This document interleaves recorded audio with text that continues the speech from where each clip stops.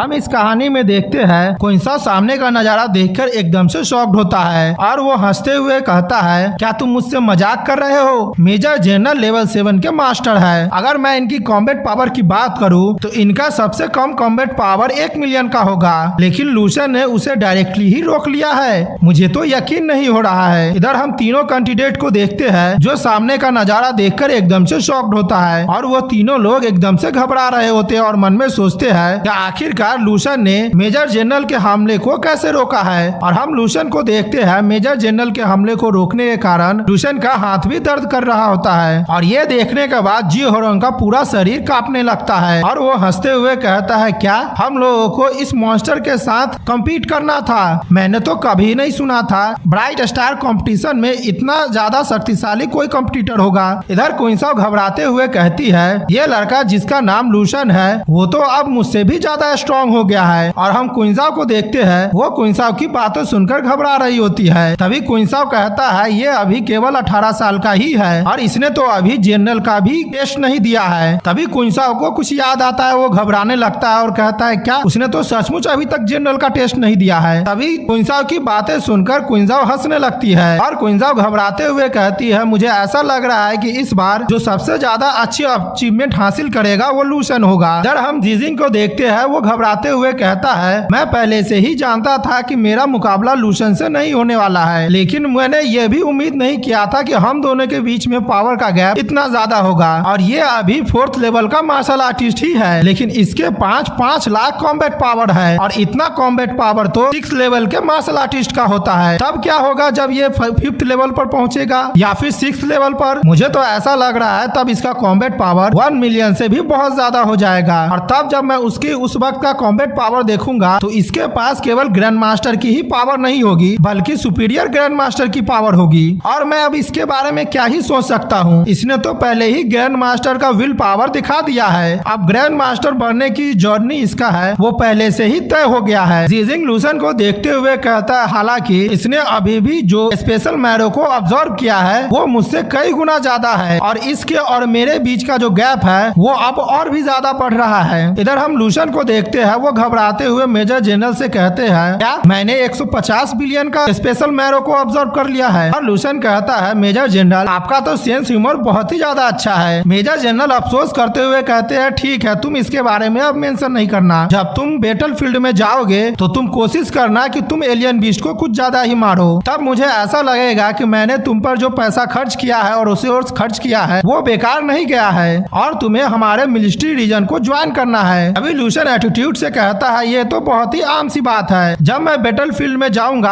तब वहाँ पर एक मार्शल आर्ट की ड्यूटी होती है कि वो अपने दुश्मनों को मारे। हालांकि मेरे वजह से आपके बहुत सारा रिसोर्स खत्म हो गया है, इसीलिए जब मैं बैटल फील्ड में जाऊंगा तो आपको और भी बहुत सारा कंट्रीब्यूशन करूंगा। हम देखते हैं लूशन की बात सुनकर मेजर जनरल हंसने लगते हैं। तभी लूशन आगे कहता है, मैं बिना किसी हेजिटेशन के ये रिस्पॉन्सिबिलिटी लेने के लिए तैयार हूँ। मेजर जनरल कहते हैं, मुझे अब ऐसा लग रहा है कि यहाँ पर एक और ग्रैंड मास्टर का प्रेजेंस मुझे महसूस हो रहा है। तभी मेजर जनरल वहाँ से जाते हुए कहते हैं, ठीक है अब मैं तुमसे अगली बार मिलूंगा और मैं जब अगली बार तुमसे मिलूंगा तो मुझे ऐसा लगता है तब तक तुम ग्रैंड मास्टर बन जाओगे। लूशन क्या तुम्हें यही लगता है? ठीक है तब तो मैं उस दिन का आने का बहुत ही ज्यादा इंतजार करूंगा। हम देखते हैं मेजर जनरल वहाँ से जोरों से हंसते हुए चले जाते हैं। अभी कुइंसा लूशन से कहता है, लूशन जनरल ब्राइट स्टार का कंपटीशन यहाँ पर खत्म हो गया है तो तुम्हें अब जनरल एग्जाम के लिए तैयार हो जाना चाहिए। क्या तुमने डिसाइड कर लिया है कि तुम्हें कौन सा यूनिवर्सिटी में जाना है? लूशन कहता है, इंस्ट्रक्टर क्या आपके पास कोई अच्छा सा सजेशन है? अभी कुइंसा कहती है, अगर मैं तुम्हारे अभी करंट की स्ट्रेंथ की बात करूं तो तुम जो भी मार्शल आर्ट एकेडमी चुनना चाहते हो वो चुन सकते हो। और अगर तुम ईस्टर्न मिलिट्री रीजन की बात करो तो यहाँ पर पूरे ईस्ट में बेस्ट यूनिवर्सिटी निंग मार्शल आर्ट एकेडमी ही है और तुम भी ईस्टर्न निंग प्रोविंस से ही बिलोंग करते हो। अगर तुम वहाँ पर जाते हो तो तुम्हें वहाँ पर बहुत सारा बेनिफिट मिलेगा और प्रिविलेज मिलेगा दूसरे के मुकाबले में। अभी कुइंसा की बातें सुनने के बाद लूशन एकदम से चौंक जाता है। निंग मार्शल आर्ट एकेडमी, ये तो वही एकेडमी है ना जहाँ से कुइंसा ने पढ़ा है। तभी कुइंसा कहती है, अगर 1 महीने तुम पहले मुझसे ये बात करते तो मैं तुम्हें यही एडवाइस देती कि तुम्हें वही एकेडमी में जाना चाहिए, लेकिन अब मेरा सजेशन तुम्हारे लिए बदल गया है। तुम्हें क्योटो एकेडमी जाना चाहिए क्योंकि Kyoto academy 7 holy martial art academy है और वही एक जगह है जहाँ पर तुम्हारे जैसे मॉन्स्टर को वहाँ पर कुछ सीखने के लिए मिल सकता है। अगर तुम्हारे पास मौका मौका मिलता है तो तुम वहाँ का रिकॉर्ड भी तोड़ सकते हो। अब वहाँ पर तुम एक मार्शल सेंट से फेवर भी मांग सकते हो, या फिर ऐसा हो सकता है कि तुम उनका डिसाइपल भी बन सकते हो। और मुझे ऐसा लगता है जब तुम वहाँ का डिसाइपल बन जाओगे तब तुम वहाँ के 8 लेवल के ग्रैंड मास्टर भी बन सकते हो। मार्शल सेंट की नाम सुनने के बाद लूशन एकदम से शॉक्ड हो जाता है और कहता है, क्या मार्शल सेंट? क्विंजाव कहती है, हाँ, मार्शल सेंट इस दुनिया में बहुत ही ज्यादा कम है, लेकिन उनके पास बहुत ही ज्यादा पावर होती है। तुम तो बिल्कुल भी उम्मीद नहीं कर सकते हो। और उन लोगों के पास इतना ज्यादा पावर होता है कि उनके ऊपर किसी भी तरह के मिलिट्री या फिर नेशन की अथॉरिटी भी नहीं होती है। अभी पूरे ड्रैगन किंगडम में केवल 3 ही 9 लेवल के मार्शल आर्ट सेंट है, और इसीलिए मार्शल आर्ट सेंट इतने ज्यादा सुप्रीम है। और पहले मार्शल आर्ट सेंट का नाम मिंगयू है और दूसरे मार्शल आर्ट सेंट का नाम लिंग जेंग है। अभी लूशन मन में याद करने लगता है कि जब वो सपने में गया था, वहाँ पर एआई के जरिए देखा था, तो सिस्टम ने उसे बताया था कि अभी के समय में केवल 9th लेवल के मार्शल आर्ट सेंट ही है जो सबसे ज्यादा स्ट्रॉन्ग है। अगर मैं दूसरे शब्दों में कहूँ तो यहाँ पर सबसे ज्यादा पावरफुल मार्शल आर्ट केवल मार्शल आर्ट सेंट है। अभी क्विंजाओ कहती है, इसीलिए मैं तुम्हारे लिए डिसाइड नहीं कर पा रही हूँ, क्योंकि मुझे ऐसा लगता है कि तुम्हारा फ्यूचर बहुत ही ज्यादा आगे जाएगा, यहाँ तक कि मैं भी उम्मीद नहीं कर पा रही हूँ। क्विंजाओ की बातें सुनने के बाद लूशन घबराने लगता है और मन में सोचता है, मैंने ये उम्मीद नहीं किया था कि क्विंजाओ मेरे बारे में ऐसा सोचती है। अभी लूशन अपने मन में सोचता है, 9th level martial art Saint, लेकिन मेरे पास तो पहले ही 3 सुप्रीम मार्शल आर्ट टेक्निक है, और अगर मैं भविष्य की बात करूँ, मैं भविष्य में उन दोनों को जरूर ही सरपास कर दूंगा, जिसे लोग मार्शल आर्ट सेंट कहते हैं। हम क्विंजाओ को देखते हैं, वो लूशन और क्विंजाओ को दूर से देख रहा होता है और मन में सोचता है, ये दोनों तो बहुत ही ज्यादा बड़ी बड़ी बातें कर रहे हैं। लूशन अभी केवल लेवल 4 का ही है, लेकिन अब वो ये कह रहा है कि वो 9th लेवल के मार्शल सेंट को सरपास कर देगा। तभी क्विंजाओ कहता है, नहीं, मैं जो सोच रहा हूँ हो सकता है कि मेरे सोचने पर ही लिमिट है, क्योंकि लूशन ने जो अभी अपना पावर हम लोगों को दिखाया है, इससे हो सकता है कि वो इस पावर को अचीव कर ले फ्यूचर में। अगर मैं पूरे ड्रैगन किंगडम की बात करूँ तो पूरे मिलिट्री में केवल 8 रैंक के ही ग्रैंड मास्टर है, और रही 9th लेवल की मार्शल सेंट की बात, सभी लोगों को ऐसा ही लगता है कि 1 लेवल का ही डिफरेंस है। अभी लूशन कहता है, हाँ क्यों नहीं, 8 लेवल और 9 लेवल में केवल 1 ही लेवल का तो डिफरेंस है। हम लोग मिलिट्री के पावर को और रिसोर्स का इस्तेमाल करके ब्रेक थ्रू करवा सकते हैं 1 लेवल तक। अभी क्विंजाओ आते हुए कहता है, लूशन तुम जैसा सोच रहे हो वो इतना भी ज्यादा सिंपल नहीं है। एक मामूली इंसान नेचुरली तौर पर 8 लेवल के ग्रैंड मास्टर में ब्रेक थ्रू कर लेते हैं, और तब तक हम लोग अपने सारे रिसोर्स को उस पर खर्च किए कर दिए होते हैं। और हम लोगों को तो ये भी नहीं पता होता है कि 9th लेवल में ब्रेक थ्रू करने के लिए उन पर और भी कितना ज्यादा रिसोर्स लगेगा। हालांकि लेवल 8 और लेवल 9 में केवल 1 ही लेवल का अंतर है, लेकिन उन दोनों के पावर के बीच का गैप बहुत ही ज्यादा है, इतना ज्यादा कि तुम तो उसके बारे में सोच भी नहीं सकते हो। तभी क्विंजाओ अफसोस करते हुए कहती है, 9 लेवल का मार्शल आर्ट सेंट होना ये हम लोगों के लिए बहुत ही बड़ा सपना है, लेकिन हम लोग केवल एक उम्मीद सारे मिलिट्री रीजन को दांव पर नहीं लगा सकते हैं। तभी क्विंजाओ कहती है, ईस्टर्न मिलिट्री डिस्ट्रिक्ट की लेफ्टिनेंट होने के नाते मुझे तुम्हें ऐसा करना चाहिए कि तुम्हें ईस्टर्न मिलिट्री रीजन में ही रुकना चाहिए। ऐसा कर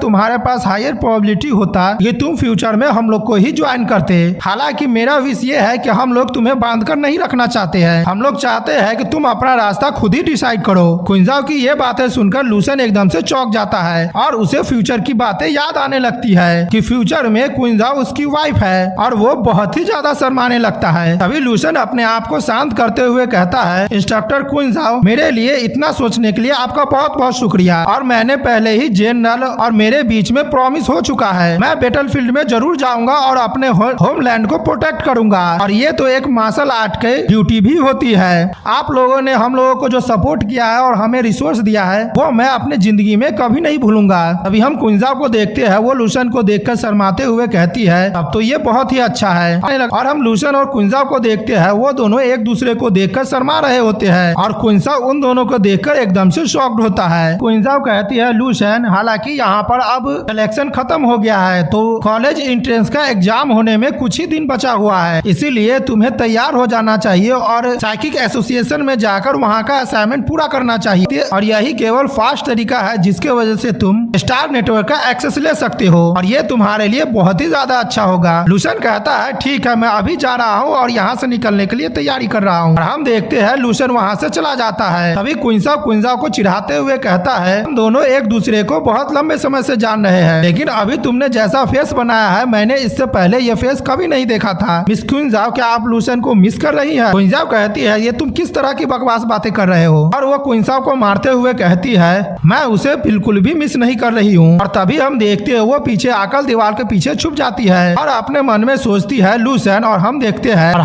हैं क्वीन साहब लूसेन के बारे में सोचकर शर्मा रही होती है। अगला सीन हम अगले दिन का देखते हैं जहाँ पर लूसेन और क्वीन साहब हेलीकॉप्टर पर होते हैं। यहाँ पर क्वीन साहब कहती है लूसेन क्या तुम पक्का श्योर हो कि तुम यहीं पर उतरना चाहते हो? लूसेन कहता है हाँ ये अच्छा जगह और यहाँ पर कुछ कम लोग होंगे। क्वीन साहब कहती है ठीक है तुम थोड़ा देर रुको, मैं पायलट को ऑर्डर देती हूँ कि वो थोड़ा नीचे करे और उसके बाद मैं तुम्हारे लिए रोप को भी नीचे कर दूंगी। लूसेन कहता है इसकी कोई जरूरत नहीं है और वो नीचे की तरफ जंप करते हुए कहता है इंस्ट्रक्टर क्वीन साहब हम लोग फिर दोबारा मिलेंगे और अभी के लिए मैं आपसे बाय कहता हूँ। और ये कहकर लूसेन नीचे कूद जाता है। हम देखते हैं ऐसा करता देख क्वीन साहब बहुत ही ज्यादा घबराने लगती है। क्वीन साहब घबराते हुए कहता है आखिरकार ये क्या था? क्या ये लड़का अब जिंदा नहीं रहना चाहता है? अभी हम लोग 200 मीटर ऊपर है और उसने तो कोई पैराशूट भी नहीं लिया है। क्वीन साहब खुश होते हुए कहती है नहीं वो ठीक है, वो यहाँ पर मरने वाला नहीं है, तुम्हें ये नहीं भूलना चाहिए वो हम लोग से बहुत ही ज्यादा स्ट्रॉन्ग है। तभी क्वीन साहब हंसते हुए कहता है हाँ तुम बिल्कुल सही कह रहे हो, ये लड़का तो बिल्कुल ही पागल है। हम इधर लूसेन को देखते हैं तो नीचे गिरते हुए अपने पावर को एक्टिवेट कर लेता है और हम देखते हैं उसके चारों तरफ एनर्जी आ जाती है। तभी हम जमीन पर एक आदमी और एक बच्चे को देखते हैं जो वहीं से गुजर रहे होते हैं। बच्चा ऊपर देखते हुए कहता है क्या ऊपर से सुपर हीरो आ रहा है? अभी वो आदमी लूसेन को देखता है और कहता है नहीं ये कोई सुपर हीरो नहीं है, ये तो एक बहुत ही ज्यादा पावरफुल मार्शल आर्टिस्ट है। और हम देखते हैं ये कहते हुए वो आदमी बहुत ही ज्यादा घबरा रहा होता है और वो आगे कहता है ये कम से कम 6 लेवल का ग्रैंड मास्टर तो होगा ही। लूसेन नीचे की तरफ गिरते हुए मन में सोचता है मेरे पूरे बॉडी में, स्किन में, मसल्स में और बोन में, यहाँ तक कि मेरे इंटरनल ऑर्गन में बहुत ही ज्यादा पावर आ गई, यहाँ तक कि वो ट्रांसफॉर्म भी हो गया है। और जो लेवल 4 के ऑर्डिनरी मार्शल आर्टिस्ट ट्रांसफॉर्म होते हैं मेरा ट्रांसफॉर्मेशन उससे बिल्कुल ही अलग है और मेरा पावर तो अब लेवल 5 यहाँ तक कि लेवल 6 से भी ऊपर है। तभी लूसेन ग्राउंड पर एंट्री मारते हुए कहता है जब एक ड्रॉप ऊपर से नीचे गिरता है तो वो टूट जाता है, लेकिन जब एक स्टोन ऊपर से नीचे गिरता है वो ग्राउंड को ही तोड़ देता है। और हम देखते हैं लूसेन जहाँ पर गिरा होता है वहाँ पर बहुत ही बड़ा गड्ढा हो गया होता है और वो सामने का शहर देखकर कहता है क्या यह डोंगयांग सिटी है? जब मैं लेवल 4 पर ब्रेक थ्रू किया है तो मुझे इससे बहुत ही ज्यादा पावर मिली है, यहाँ तक मुझे ऐसा लग रहा है कि मेरे पूरे ऑर्गन में एनर्जी दौड़ रही है। और लूसेन वहाँ से कूदते हुए कहता है मुझे ऐसा लग रहा है कि मुझे अपने पावर को फुल्ली डेवलप करने के लिए कम से कम 1 महीना लग जाएगा। हालांकि मेरा इंटरनल पावर गोल्डन है और जो दूसरे मार्शल आर्टिस्ट होते हैं उसका इंटरनल कोर तो कोई कलर ही नहीं होता है। और ये वही चीज है जिसके बारे में मेजर डेनियल ने पहले कहा था, मेरे पास गोल्डन बॉडी और जेड मसल्स है जो कि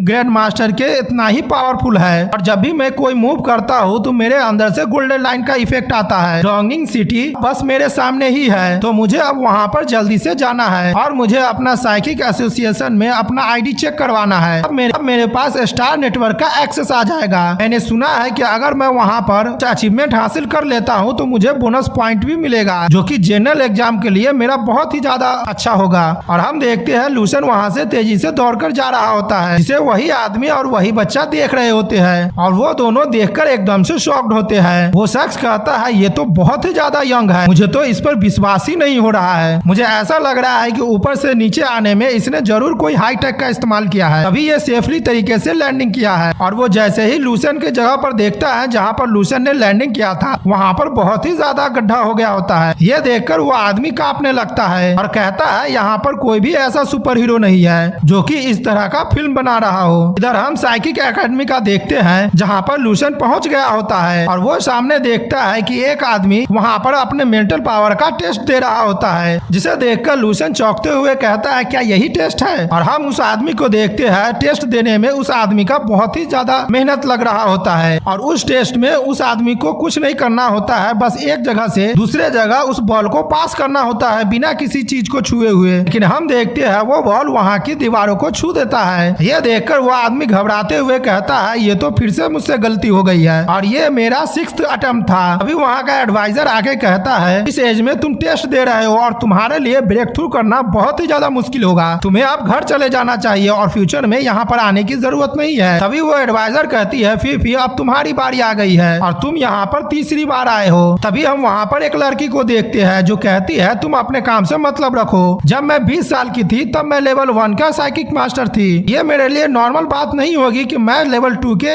एग्जाम में 2 बार फेल हो जाऊँ क्योंकि मैं तो अभी 25 ईयर की हूँ। और वो उस बूढ़े आदमी को देखते हुए कहती है ये तो 50 साल का हो गया है और इसका कंपेयर मुझसे नहीं किया जा सकता है। एडवाइजर कहती है ठीक है तुम अपना टेस्ट यहाँ पर दे दो। अभी वो लूसन को देखते हुए कहती है आखिरकार ये जवान लड़का कौन है। तभी लूसन के साथ वाला एडवाइजर कहता है इसे यहाँ पर कैप्टन डोंग क्विंजाओ ने भेजा है जो कि ईस्टर्न मिलिट्री रीजन से है। उन्होंने कहा है कि इसे अच्छी तरह से ट्रीट करे। फेफे उसे देखते हुए कहती है ये तो बहुत ही ज्यादा जवान है, क्या वो भी एक साइकिक मार्शल आर्टिस्ट है। फेफे लूसन को देख रही होती है और मन में सोचती है ये लड़का तो बहुत ही ज्यादा जवान और हैंडसम है। तो फेफे लूसन से कहती है लिटिल ब्रदर मेरा नाम फेफे है, मैंने बिल्कुल भी नहीं उम्मीद किया था कि तुम इतनी कम उम्र में एक साइकिक मास्टर बन जाओगे। क्या ये तुम्हारा पहली बार है कि तुम यहाँ पर टेस्ट देने के लिए आए हो? अगर तुम्हें यहाँ पर कुछ भी नहीं समझ में आता है तुम मुझसे इसके बारे में पूछ सकते हो, मैं यहाँ पर टेस्ट कैसे देना है उसके बारे में तुम्हें बता दूंगा। लूसन कहता है आपका बहुत बहुत शुक्रिया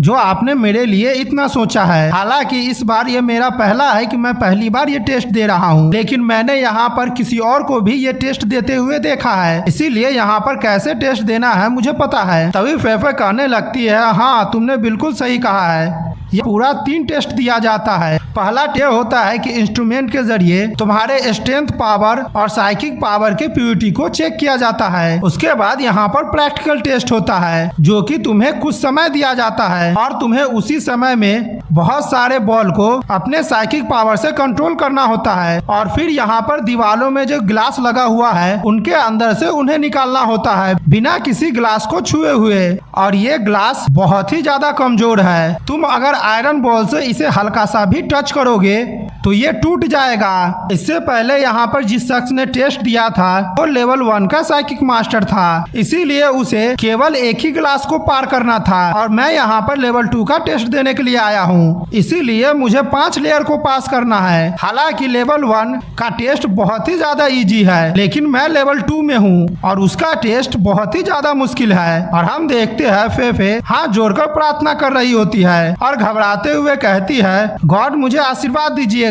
कि मैं इस बार इस टेस्ट को आसानी से पास कर लूं। मैं यहाँ पर अब चौथा बार नहीं आना चाहती हूँ। तभी हम टेस्ट लेने वाले इंस्ट्रक्टर को देखते हैं, वो कहती है फेफे अब तुम्हारी बारी आ गई है। फेफे कहती है ठीक है मैं आ रही हूँ। तभी फेफे एक क्रिस्टल बॉल पर अपना हाथ रखती है। इंस्ट्रक्टर कहते हैं तुम्हारा मेंटल स्ट्रेंथ 11.3 है और तुम्हारा प्योरिटी 1.02 है। ये सुनकर फेफे खुश होते हुए कहता है ये मेरे लिए बहुत ही ज्यादा अच्छा है, मैं अब आए का टेस्ट दे सकती हूँ। इंस्ट्रक्टर कहते हैं ये पूरा भी नहीं है, तुम्हारा जो मेंटल स्ट्रेंथ है वो हमारा सेकेंड टेस्ट देने के लिए काफी है, अब केवल यहाँ पर प्रैक्टिकल टेस्ट ही बचा हुआ है तुम्हारे लिए। और हम देखते हैं इंस्ट्रक्टर और फेफे क्लास वॉल की तरफ जाने लगती है। तभी इंस्ट्रक्टर फिर से वो कहती है फेफे तुम यहाँ पर तीसरी बार टेस्ट के लिए आए हो, तुम्हें यहाँ का पुराना नियम तो मालूम ही होगा, तुम्हें 15 आयरन बॉल को कंट्रोल करना है और उसे बिना किसी ग्लास वॉल को छुए हुए 5 लेयर को पार करवाना है और ये सब करने के लिए केवल तुम्हें 20 सेकंड मिलेगा।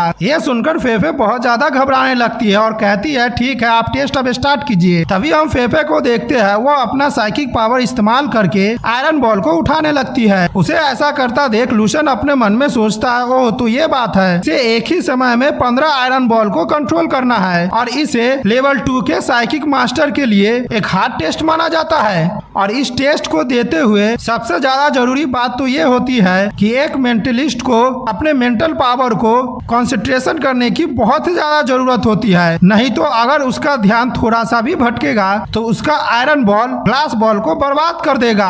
और मेंटलिस्ट को एक बार में ही इस 15 बॉल पर फोकस करना होता है। जितना ये देखने में सिंपल है उतना ये नहीं है। फिर हम फेफे को देखते हैं वो 15 आयरन बॉल को ग्लास के छेद से पार करवाने लगती है और इतना करते हुए उसकी हालत खराब होने लगती है। तभी हम देखते हैं वो फर्स्ट लेयर को पास कर लेती है, जिसे देखकर वो बहुत ही ज्यादा खुश होने लगती है और कहती है आखिरकार मैंने फर्स्ट लेयर को पास कर लिया है। और वो फिर से परेशान होते हुए कहती है ठीक है अब मैं सेकेंड लेयर की तरफ बढ़ रही हूँ। और तभी हम देखते हैं वो सेकेंड लेयर को भी पास कर लेती है और वो फिर से अपने आयरन बॉल को पोजीशन को एडजस्ट करने लगती है और हम देखते हैं वो थर्ड लेयर को भी पास कर लेती है। फेफे खुश होते हुए कहती है ठीक है मैं अब 4th लेयर तक आ गई हूँ, इस बार मैं ये पक्का कर लूंगी। और आज ही का वो दिन है जब मैं लेवल 2 की साइकिक साइकिक मास्टर बन जाऊंगी। तभी हम इंस्ट्रक्टर को देखते हैं, वो कहते हैं तुम्हारा काम खत्म हो गया है और तुम्हारा प्रैक्टिकल टेस्ट फेल हो गया है। यह सुनकर फेफे एकदम से शॉक्ड हो जाती है और हम देखते हैं वो जितना भी आयरन बॉल को कंट्रोल कर रही होती है वो सारा नीचे गिरने लगता है। फेफे निराश होते हुए कहती है ये मेरे लिए बहुत ही ज्यादा बुरा हुआ है, मैं अभी भी टेस्ट में नहीं पास हो पाया हूँ। फेफे कहती है ठीक है, मैं इसे वार्म अप की तरह ले रही हूँ, अब मैं फिर से इसे करूंगी। और हम देखते हैं वो फिर से अपने आयरन बॉल को साइकिक पावर से उठा लेती है, जिसे देखते हुए लूशन कहता है ये तो बहुत ही ज्यादा दिलचस्प है। तभी इंस्ट्रक्टर टाइमर स्टार्ट करते हुए कहती है ठीक है, अब तुम दूसरी बार इस टेस्ट को दो, और उस टाइमर को वो स्टार्ट कर देती है। और हम देखते हैं फेफे इस बार सारे आयरन बॉल को ग्लास वॉल के जरिए जल्दी से पास कर रही होती है, जहाँ पर उसका पहला लेयर आराम से पास हो जाता है। ये देखकर फेफे कहती है ये बहुत अच्छा हुआ है, अब मुझे ऐसे ही बाकी लेयरों को पास करना है, मैं एक ही बार में सबको पास कर लूंगी। तभी हम देखते हैं वो सेकेंड लेयर, थर्ड लेयर और फोर्थ लेयर को पास कर लेती है। फेफे खुश होते हुए कहती है मेरे पास अभी भी 12 सेकेंड बचा हुआ है, मुझे ऐसा लगता है कि इस बार मेरे लिए कुछ उम्मीद बची हुई है। तभी हम देखते हैं वो आयरन बॉल को कुछ ज्यादा तेजी से ही फिफ्थ लेयर में भेजती है, जिस वजह से उसका कंसंट्रेशन बिगड़ जाता है और वो बॉल उस ग्लास वॉल को छू लेती है, जिस वजह से वो ग्लास वॉल पूरी तरह से टूटने लगता है। यह देखकर फेफी एकदम से घबरा जाती है और कहती है मेरा पूरा मेहनत बेकार हो गया है, और वो नीचे बैठते हुए कहती है आखिरकार मैं फिर से फेल हो गई हूँ। तभी इंस्ट्रक्टर कहती है क्या तुम फिर से इसे ट्राई करना चाहती हो? फेफे उदास होते हुए कहती है नहीं, मैंने इस बार पूरा अपना पावर लगा दिया था, लेकिन मैं अगर इसे ध्यान से देखूं तो मेरा अभी इस टेस्ट को पास करना बिल्कुल ही नामुमकिन है। तभी लूशन कहता है नहीं, तुम पास कर सकते हो, तुम्हारे पास इतना कैपेबिलिटी है कि तुम आराम से इस टेस्ट को पास कर सकते हो। तुमने जो लास्ट में बॉल को ग्लास वॉल से पास कराया है वो बिल्कुल ही गलत तरीका था। तुम्हें अपने दिमाग का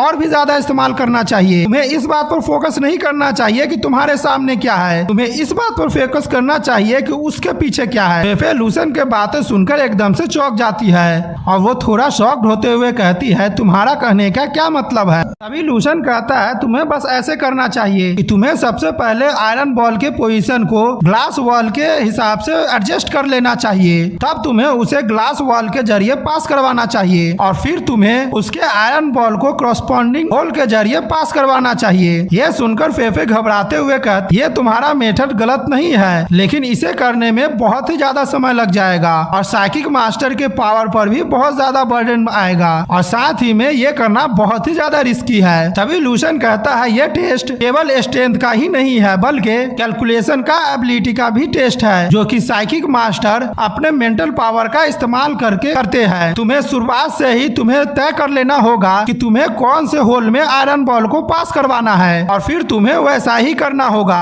और शुरुआत से ही तुम्हें पास तय कर लेना है कि कौन आयरन बॉल कहाँ जाएगा। इससे क्या फर्क पड़ता है कि तुम 15 आयरन बॉल को कंट्रोल कर रही हो, तो तुम उस 15 आयरन बॉल का पाथ अलग अलग तरह से ढूंढ सकती हो। यह सुनकर फेफे एकदम से चौंक जाती है और कहती है हाँ ऐसे तो हो सकता है। लूशन कहता है हाँ ऐसे बहुत ही ज्यादा आसान है। तभी इंस्ट्रक्टर कहती है लड़के तुम बहुत ही ज्यादा स्मार्ट हो, लेकिन तुम सोच रहे हो ये जितना आसान है उतना आसान नहीं है। ये यहाँ पर ज्यादा साइकिक मार्शल आर्टिस्ट नहीं होते हैं जो पहले से ही तय कर पाते हैं कि कौन से 15 पाथ में उन लोगों को कम समय में पास करवाना है, और तुम्हें तो सही से कैलकुलेशन करना होगा कि इस दोनों बीच के होल में कितना ज्यादा डिफरेंस है, और फिर तुम्हें समय का भी ध्यान रखना होगा और उस हिसाब के स्पीड से तुम्हें उस होल से पास करवाना होगा, जो कि बहुत ही ज्यादा मुश्किल है। तभी लूशन कहता है नहीं आप गलत बोल रहे हैं, इतने अमाउंट को कैलकुलेट करना ऑर्डिनरी पीपुल के लिए बहुत ही ज्यादा मुश्किल है, लेकिन एक साइकिक मेंटलिस्ट के लिए ये तो कुछ भी नहीं है। और तभी लूशन अपना पावर एक्टिवेट करते हुए कहता है ठीक है आप लोग ये देखिए, और फेफे जैसे ही लूशन का पावर देखती है वो एकदम से चौंक जाती है। तभी लूशन कह रहा होता है ठीक है मैं एक बार ही डिमॉन्स्ट्रेशन दूंगा, और हम देखते हैं लूशन अपने मेंटल पावर से एक साथ में ही वहाँ पर जितने भी आयरन बॉल रखे होते हैं उन सभी को वो कंट्रोल करने लगता है। ये देखकर इंस्ट्रक्टर एकदम से चौंक जाते हैं और कहते हैं ये क्या कर रहा है, ये एक ही बार में सारे आयरन बॉल को कंट्रोल कर रहा है। और तभी इधर हम लूशन को देखते हैं वो सारे आयरन बॉल को आगे बढ़ने का ऑर्डर दे देता है। लूशन अपने पावर से सारे आयरन बॉल को एक क्यूब में बदल लेता है और फिर एक एक करके वो ग्लास वॉल के छेदों से उस आयरन बॉल को पास कराने लगता है। और हम देखते हैं एक एक करके वो सारे बॉल बहुत ही आसानी से सारे ग्लास वॉल को पास कर रहा होता है। ये देखकर फेफे एकदम से शॉक्ड होती है और साथ में वहाँ पर जो इंस्ट्रक्टर होते हैं वो भी शॉक्ड होती है। तभी हम थोड़ी देर बाद देखते हैं सारे बॉल सारे ग्लास वॉल को पास कर लेते हैं। तभी लूशन फेफे को देखते हुए कहता है, मैंने जो तुमसे कहा था वो तो बस एक सिंपल सा तरीका था और तुम ऐसे ही करके इससे पास हो सकती हो। तभी लूशन कहता है, एग्जामिनर क्या मैं जान सकता हूँ कि मैंने कितने सेकेंड में इस लेवल को पार किया है। हम इंस्ट्रक्टर को देखते हैं, वो समय देखकर एकदम से शॉक्ड होती है और साथ में उनका एम्प्लॉय होता है वो भी शॉक्ड होता है। इंस्ट्रक्टर घबराते हुए कहती है 11 सेकेंड और इंस्ट्रक्टर कहती है नहीं, अगर मैं एग्जैक्टली देखूं तो 10 ही सेकेंड हुआ है यहाँ पर। तभी लूशन कहता है, ओह ये मेरा पहले बार था कि मैंने ये सब चीज किया है तो इसीलिए इसमें मुझे कुछ देर लग गया है। ठीक है, फिर भी मैंने इसे पास कर ही लिया है। फेफे जैसे ही सुनती है कि लूशन ने यह पहली बार किया है वो एकदम से शॉक्ड हो जाती है। अभी लूशन फेफे से कहता है, तुम इसके बारे में क्या सोचती हो? जैसे मैंने टेस्ट को पास किया है क्या तुमने वो ध्यान से देखा है और वो तुम कर सकती हो? लूशन की बातें सुनकर फेफे घबराते हुए कहती है, तुमने जो अभी किया है वो तो बहुत ही ज्यादा औसम था और ये किसी भी चीज को कंट्रोल करने का डिवाइन स्किल था। फेफे कहती है, मैंने सब साफ साफ देखा है लेकिन मुझे नहीं पता है कि तुमने ये कैसे किया है, इसीलिए मैं ये नहीं कर सकती हूँ। और फेफे मन में सोचती है, मुझे तो ऐसा लगा था कि मेरे सामने कोई मैजिक शो हो रहा है, यहाँ तक कि मैंने हर मूवमेंट को साफ साफ देखा है लेकिन वो तरीका इतना ज्यादा अच्छा था कि मुझे लग रहा था कि यहाँ पर कोई मैजिकल चीज हो रहा है। इधर हम इंस्ट्रक्टर को देखते हैं, वो घबराते हुए कहती है, तुमने भारी मात्रा में आयरन बॉल को कंट्रोल किया है और तुमने दर्जनों लेयर ग्लास वॉल को भी पास किया है, वो भी केवल 10 सेकेंड में। यहाँ तक कि मैं भी ऐसा नहीं कर सकती हूँ। आखिरकार तुमने ऐसा कैलकुलेशन कैसे किया है, वो भी बस कुछ ही सेकेंड में। तभी इंस्ट्रक्टर अपने साथी से कहती है, तुम जल्दी से जाओ और जाकर चेयरमैन जैंग को यहाँ पर लेकर आओ, ये बहुत ही ज्यादा रेयर टैलेंट है। उस एम्प्लॉय को देखते हैं, इंस्ट्रक्टर की बातें सुनकर वो भी शॉक्ड से बाहर आता है और कहता है, ठीक है इंस्ट्रक्टर, मैं अभी जाकर चेयरमैन जैंग को लेकर आता हूँ यहाँ पर। अगला सीन हम चेयरमैन जैंग का देखते हैं जहाँ पर वो कार्ड खेल रहे होते हैं और वो सामने देखकर अपने मन में सोच रहे होते हैं, अगर किसी के टीम में तुम्हारा जैसा बंदा हो तो उसका बैड लक तो सचमुच शुरू हो जाएगा। और चेयरमैन जैंग कहते हैं, मैं यहाँ पर लेवल 4 का साइकिक मास्टर हूँ लेकिन इतना लेवल होने के बाद भी मैं गैम्बल का मास्टर नहीं बन पाया हूँ। तभी हम देखते हैं इंस्ट्रक्टर का एम्प्लॉय वहाँ पर आ जाता है और घबराते हुए कहता है, चेयरमैन यहाँ पर कुछ इमरजेंसी आ गई है, आपको अभी ही अपने कंप्यूटर डाटा में देखना चाहिए। चेयरमैन जैंग कहते हैं, तुम इतने ज्यादा पैनिक क्यों हो रहे हो? और हम देखते हैं वो कंप्यूटर में देखने लगता है। तभी हम देखते हैं वो एम्प्लॉय आकर कुछ चेयरमैन जैंग के कानों में कहने लगता है, जिसे सुनकर उसके भी पसीने छूटने लगते हैं और वो कहते हैं, जो तुम कह रहे हो वो सच है। तभी वो एम्प्लॉय कंप्यूटर को देखते हुए कहता है, आखिरकार मैं आपसे झूठ क्यों बोलूंगा, यहाँ पर जो जवान लड़का आपको दिख रहा है उसका नाम लूशन है और वो अब अपना साइकिक पावर और उसका प्योरिटी का एग्जामिनेशन देने वाला है, आप इसे ध्यान से देखिए। और हम लूशन को देखते हैं, वो जैसे ही साइकिक स्ट्रेंथ की चेक करने वाले मशीन को छूता है कि वो मशीन बहुत ही ज्यादा चमकने लगता है और उसकी रोशनी की वजह से सभी लोग अपने आंखों पर हाथ रख लेते हैं। चेयरमैन जैंग घबराते हुए कहते हैं, आखिरकार यहाँ पर इतना ज्यादा लाइट क्यों हो रहा है? अभी हम देखते हैं लूशन का रिजल्ट आ जाता है जहाँ पर उसका साइकिक पावर 435.8 होता है और उसका मेंटल प्योरिटी 126 होता है। यह देखकर तो फेफे और इंस्ट्रक्टर एकदम से शॉक्ड हो गई होती है, उन लोगों के मुंह से तो कुछ शब्द ही नहीं निकल रहे होते हैं। तभी फेफे घबराते हुए इंस्ट्रक्टर से पूछती है, इंस्ट्रक्टर क्या ये मशीन खराब हो गया है या फिर टूट गया है? इसमें जो स्ट्रेंथ और प्योरिटी का अमाउंट दिखा रहा है वो बहुत ही ज्यादा डरावना है। तभी इंस्ट्रक्टर घबराते हुए मन में सोचती है, इस एसोसिएशन में प्योरिटी का स्टैंडर्ड लेवल 2 का 1 ही होता है, यहाँ तक कि हमारे लेवल 4 के जो साइकिक मास्टर है उनका प्योरिटी केवल 10 ही है और हमारे चेयरमैन जैंग जो कि लेवल 4 के साइकिक मास्टर है उनका प्योरिटी बिल्कुल 10 ही है। लेकिन मेरे सामने जो लड़का खड़ा है जो कि अभी अभी वो हाई स्कूल का स्टूडेंट लग रहा है, उसका प्योरिटी लेवल तो ऑर्डिनरी 4th लेवल के साइकिक मास्टर से 12 गुना ज्यादा है। आखिरकार हम लोग अब इसे कौन से से लेवल में रखे? मुझे तो कुछ समझ ही नहीं आ रहा है। और क्या ये मुमकिन भी हो सकता है कोई इतने कम उम्र में उसका मेंटल प्योरिटी इतने हाई लेवल तक पहुंच जाए? अभी हम देखते हैं वहाँ पर चेयरमैन जैंग दौड़ते हुए चले आते हैं और कहते हैं, इंस्ट्रक्टर क्या तुमने चेक किया है कि मशीन कहीं खराब हो गया हो और उसे फिक्स करने की जरूरत हो? इंस्ट्रक्टर कहते हैं, चेयरमैन जैंग ये मशीन बिल्कुल ही ठीक है। यहाँ पर इससे पहले 2 लोगों ने टेस्ट किया है। अगर आपको विश्वास नहीं होता है तो आप खुद ही ट्राई करके देख सकते हैं। तभी लूशन कहता है, इंस्ट्रक्टर मेरा जो रिजल्ट आया है क्या उसमें कुछ गड़बड़ है? तभी लूशन की बातें सुनने के बाद चेयरमैन जैंग कहते हैं, मिस्टर लू हम लोगों का कहने का मतलब ये नहीं था। आपका परफॉर्मेंस बहुत ही ज्यादा अच्छा था और आपका पावर इतना ज्यादा स्ट्रॉन्ग है कि हम लोगों को तो विश्वास ही नहीं हो रहा है। क्या मैं आपसे कुछ सवाल पूछ सकता हूँ? क्या आप किसी लेवल 7 या फिर लेवल 8 साइकिक मास्टर के डिसेंडेंट है? अभी लूशन कहता है, मेरे पास ऐसा कोई स्ट्रॉन्ग बैकग्राउंड नहीं है और मैं तो एक ऑर्डिनरी फैमिली से बिलोंग करता हूँ। और आप चेयरमैन जैंग हैं, मैंने बिल्कुल सही कहा ना? क्या हम लोग फाइनल टेस्ट को दे सकते हैं? हम चेयरमैन जैंग को देखते हैं, वो अपना पसीना पोंछते हुए कहता है, मिस्टर लू हम लोगों ने आपके स्ट्रेंथ को देख लिया है। क्या आप अभी भी फाइनल टेस्ट देना चाहते हैं? हम लोग के लिए आप और भी ज्यादा मुसीबत मत खड़ी कीजिए। तभी लूशन अपने पावर को एक्टिवेट करते हुए कहता है, मैं यहाँ पर किसी को मुसीबत में नहीं डाल रहा हूँ। यहाँ पर टेस्ट देना तो मेरे लिए बस एक मामूली सी बात है। और हम देखते हैं लूशन अपने पावर से आयरन बॉल को मैनिपुलेट करने लगता है। तभी इंस्ट्रक्टर कहती है, ठीक है अब टाइम स्टार्ट हो गया है। और हम देखते हैं लूशन ग्लास वॉल के जरिए सारे आयरन बॉल को एक जगह एक तरफ से दूसरे तरफ भेजने लगता है। और वो आयरन बॉल को इतनी तेजी में भेज रहा होता है कि वो आयरन बॉल एक ड्रैगन का शेप ले लेता है। लूशन अपने मन में सोचता है, इस बार मैं पहले बार से और भी ज्यादा तेज करूंगा। और हम देखते हैं लूशन बस कुछ ही सेकंड में आयरन बॉल को एक तरफ से दूसरी तरफ भेज देता है। यह देखकर लूशन कहता है, ये मेरा दूसरी बार है कि ये मैं कर रहा हूँ और मुझे ऐसा लग रहा है कि इस बार मेरा ये 5 सेकंड से भी कम में हो गया है। अभी हम इंस्ट्रक्टर को देखते हैं और उनके हाथ में टाइमर होता है जहाँ पर अभी 4 सेकंड ही हुए होते हैं और इंस्ट्रक्टर का हाथ भी कांप रहा होता है। इंस्ट्रक्टर कहते हैं कि यहाँ पर 4.5 सेकंड ही हुए हैं, पूरा 5 सेकंड भी नहीं हुआ है। इधर हम फेफे को देखते हैं, वो घबराते हुए कहती है, इस बार तो वो पिछले बार से भी 2 गुना ज्यादा तेजी में इस टास्क को कंप्लीट कर लिया है और आखिरकार इसने समय को घटाया कैसे? और यहाँ तक अब ये कह रहा है कि इस बार इसे ये परफॉर्मेंस करने में कुछ ज्यादा ही समय लग गया है। अगर मैं इसे देखूं तो ये बहुत ही ज्यादा रिलैक्स है। तो ये हो सकता है कि यहाँ पर इसका लिमिट ना हो। इधर हम डायरेक्टर जैंग को देखते हैं, जो लूशन को ये सब करता देख वो एकदम से शॉक्ड हो जाता है और वो मन में सोच रहा होता है कि लूशन ताश की गड्डी का एक जोकर है जो कि बहुत ही ज्यादा पावरफुल होता है। और डायरेक्टर जैंग कहते हैं, ये लड़का कम से कम साइकिक मास्टर के मास्टर लेवल पर होगा। मुझे तो अब ऐसा लग रहा है किसी ने मुझे गैम्बलिंग में बहुत ही बुरी तरह से हरा दिया है और मैं तो ये भी नहीं जानता हूँ कि मैं इसे डिस्क्राइब करूँ कैसे। हालांकि मैंने अपने पूर्वजों से सुना था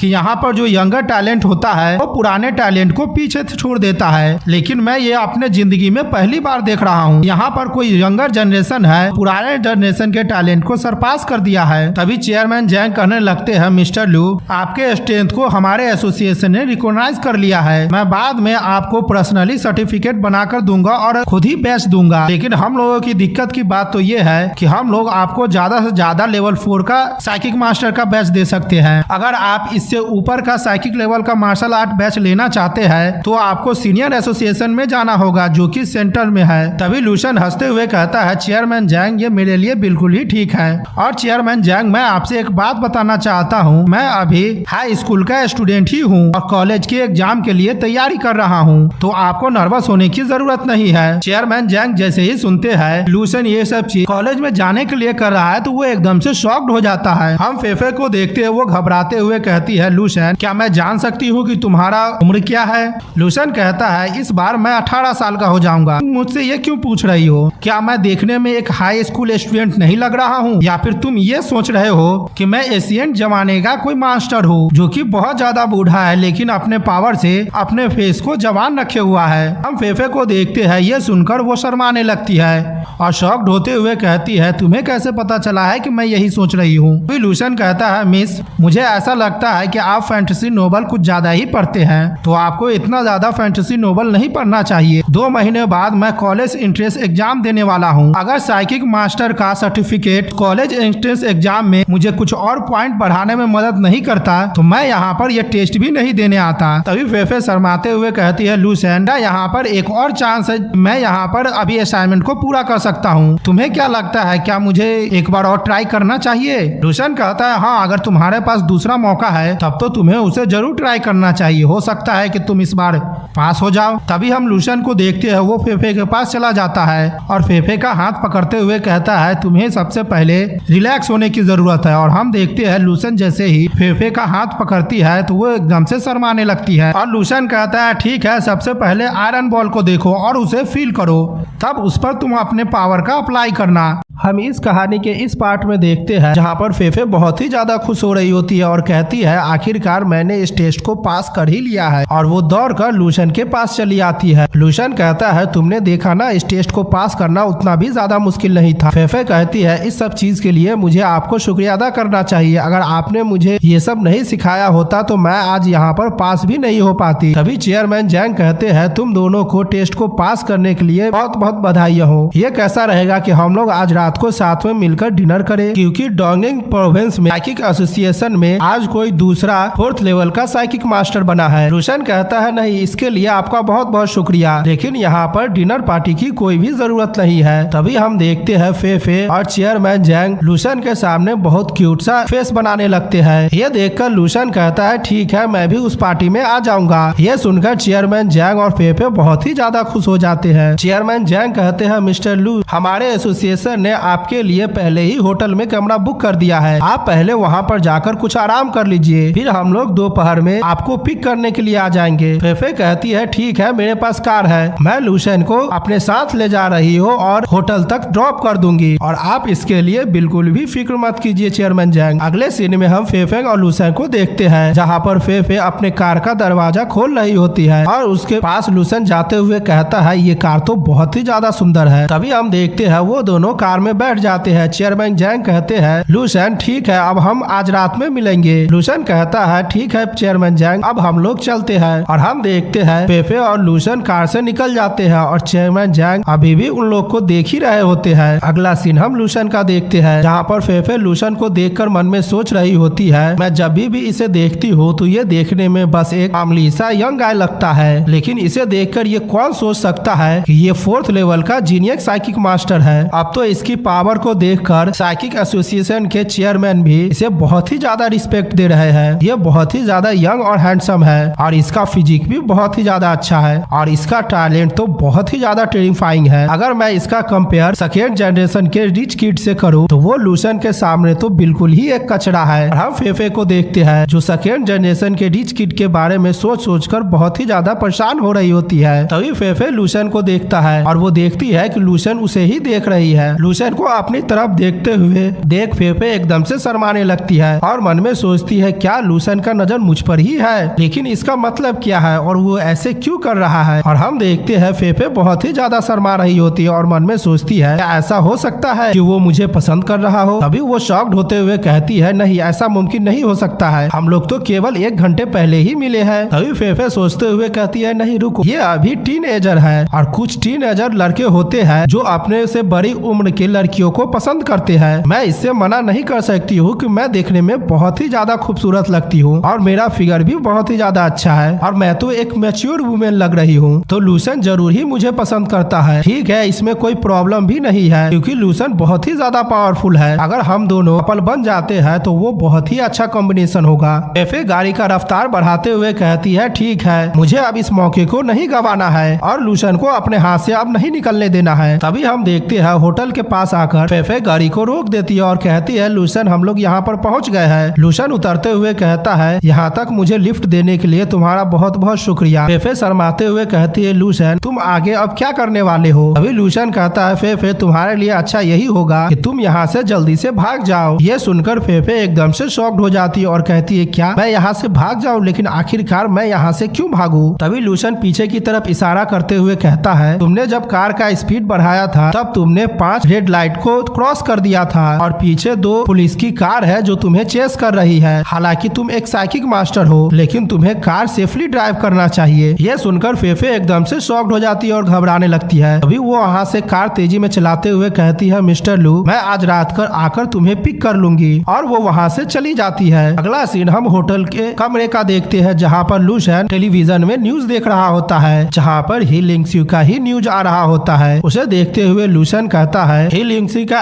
एक्शन बहुत ही ज्यादा अच्छा है और वो एक सेलिब्रिटी की तरह लग रही है। यहाँ पर ही लिंगस्यू न्यूज में कह रही होती है, मेरे सामने जो मेडिसिन है वो बहुत ही ज्यादा इफेक्टिव मेडिसिन है और वो तुरंत ही इफेक्ट करता है। हालांकि बाहर सिटी में ही मेडिसिन का शॉप था, उसका नाम ऑफिशियली चेंज कर दिया गया है, उनका नाम लिंगसन मेडिकल शॉप रख दिया गया है। और एंकर आगे कहता है, इस शॉप ने अभी अभी एक नया मेडिसिन को लॉन्च किया है जिसका नाम मसल स्ट्रेंथ ब्लड सीरम है और ये पोषण इस एरा को बिल्कुल ही बदल कर रख देगा। यहाँ तक कि इस जैसा सीरम अभी मार्केट में अवेलेबल भी नहीं है, जो कि इस दुनिया के मार्शल आर्ट के प्रोग्रेस में एक नए दौर को शुरू कर देगा। उस न्यूज को देखते हुए लूशन कहता है, लिंगस्यू ने शॉप का नाम चेंज भी कर दिया है, यहाँ तक कि उसने एक प्रोडक्ट को भी लॉन्च कर दिया है और उसने मुझे इसके बारे में इंफॉर्मेशन भी नहीं दिया है। उसको इसके बारे में मुझे इंफॉर्मेशन देना चाहिए क्योंकि मैं उस शॉप का सबसे लार्जेस्ट शेयर होल्डर हूँ और मेरे पास 90% शेयर है। तभी लूशन जैसे ही अपना मोबाइल निकाल कर देखता है तो उसमें ही लिंगस्यू का बहुत सारा कॉल होता है, जिसे देखकर लूशन कहता है, ओह मुझे अब ऐसा लग रहा है कि इसमें मेरी ही गलती है। तभी लूशन बेड पर लेटते हुए कहता है, ठीक है, मैं इसके बारे में अब बाद में सोचूंगा, या फिर मुझे नहीं सोचना चाहिए क्योंकि मैं कल बहर सिटी में वापस जाने वाला हूँ। ठीक है, मैं अब अपने सपने की दुनिया में जा रहा हूँ और देखता हूँ कि लिंगसन मेडिकल शॉप फ्यूचर में जाकर कितना ज्यादा डेवलप होता है। अगला सीन में हम लूशन को अपने सपने में देखते हैं जो एआई के जरिए ही लिंगस्यू के बारे में सर्च कर रहा होता है और उसके सामने उसका पूरा इंफॉर्मेशन होता है, जिसे देखकर लूशन कहता है, इसने तो कुछ ज्यादा ही अचीवमेंट हासिल कर लिया है। हालांकि ही लिंगस्यू बहुत ही ज्यादा मेहनती लड़की है और आज इसने जो मसल स्ट्रेंथ ब्लड सीरम का लॉन्च किया है वो आगे चल बिल्कुल ही सक्सेस हो जाएगा। उसके बाद कंपनी का वैल्यू 100 मिलियन तक पहुंच जाएगा, जो कि मेडिकल सेक्टर में बहुत ही ज्यादा बड़ा अचीवमेंट है। लूशन कहता है, ये मेरी जिंदगी के लिए एक लाइफ चेंजिंग डिसीजन भी होने वाला है। अभी लूशन ही लिंगस्यू का पर्सनल इंफॉर्मेशन देखकर एकदम से चौंक जाता है क्योंकि वहाँ पर जीवन साथी के जगह पर लूशन का नाम लिखा होता है। ये देखकर तो वो एकदम से शॉक्ड होता है और वो घबराते हुए कहता है, आखिरकार ये क्या है और यहाँ पर क्या हो रहा है। तभी लूशन घबराते हुए कहता है, एआई जल्दी से मेरा पर्सनल इंफॉर्मेशन निकालो। एआई कहता है, ठीक है, प्रोसेसिंग हो रहा है। और लूशन का जैसे ही पर्सनल इंफॉर्मेशन आता है कि उसे देखकर वो एकदम से शॉक्ड हो जाता है और हम देखते हैं लूशन के पसीने भी छूटने लगते हैं और वो चिल्लाते हुए कहता है, क्या। तभी हम देखते हैं लूशन का जीवन साथी के नाम के जगह पर अब 2 नाम होता है, यानी कि उसकी अब 2 पत्नियां होती है। पहला लेफ्टिनेंट कर्नल डोंग कुंजाओ और दूसरा लिंसन ग्रुप की चेयरवुमन ली लिंगसू। ये देखकर लूशन कहता है, क्या डोंग कुंजाओ और ही लिंगसू दोनों मेरी बीवी है और फ्यूचर में जाकर 2 मेरी बीवी होगी। लूशन घबराते हुए कहता है, आखिरकार भविष्य में मैं किस तरह का इंसान बनने वाला हूँ। अभी लूशन कहता है, ठीक है, मुझे अभी शांत रहने की जरूरत है और ये अभी हुआ भी नहीं है, ये तो एक बार फ्यूचर की झलक है और ये समय के साथ साथ बदल जाएगा। तभी लूशन एआई से कहता है, एआई तुम मुझे सर्च करके बताओ मसल स्ट्रेंथ ब्लड सीरम के बारे में। अभी एआई कहता है, आपके पास इतना ज्यादा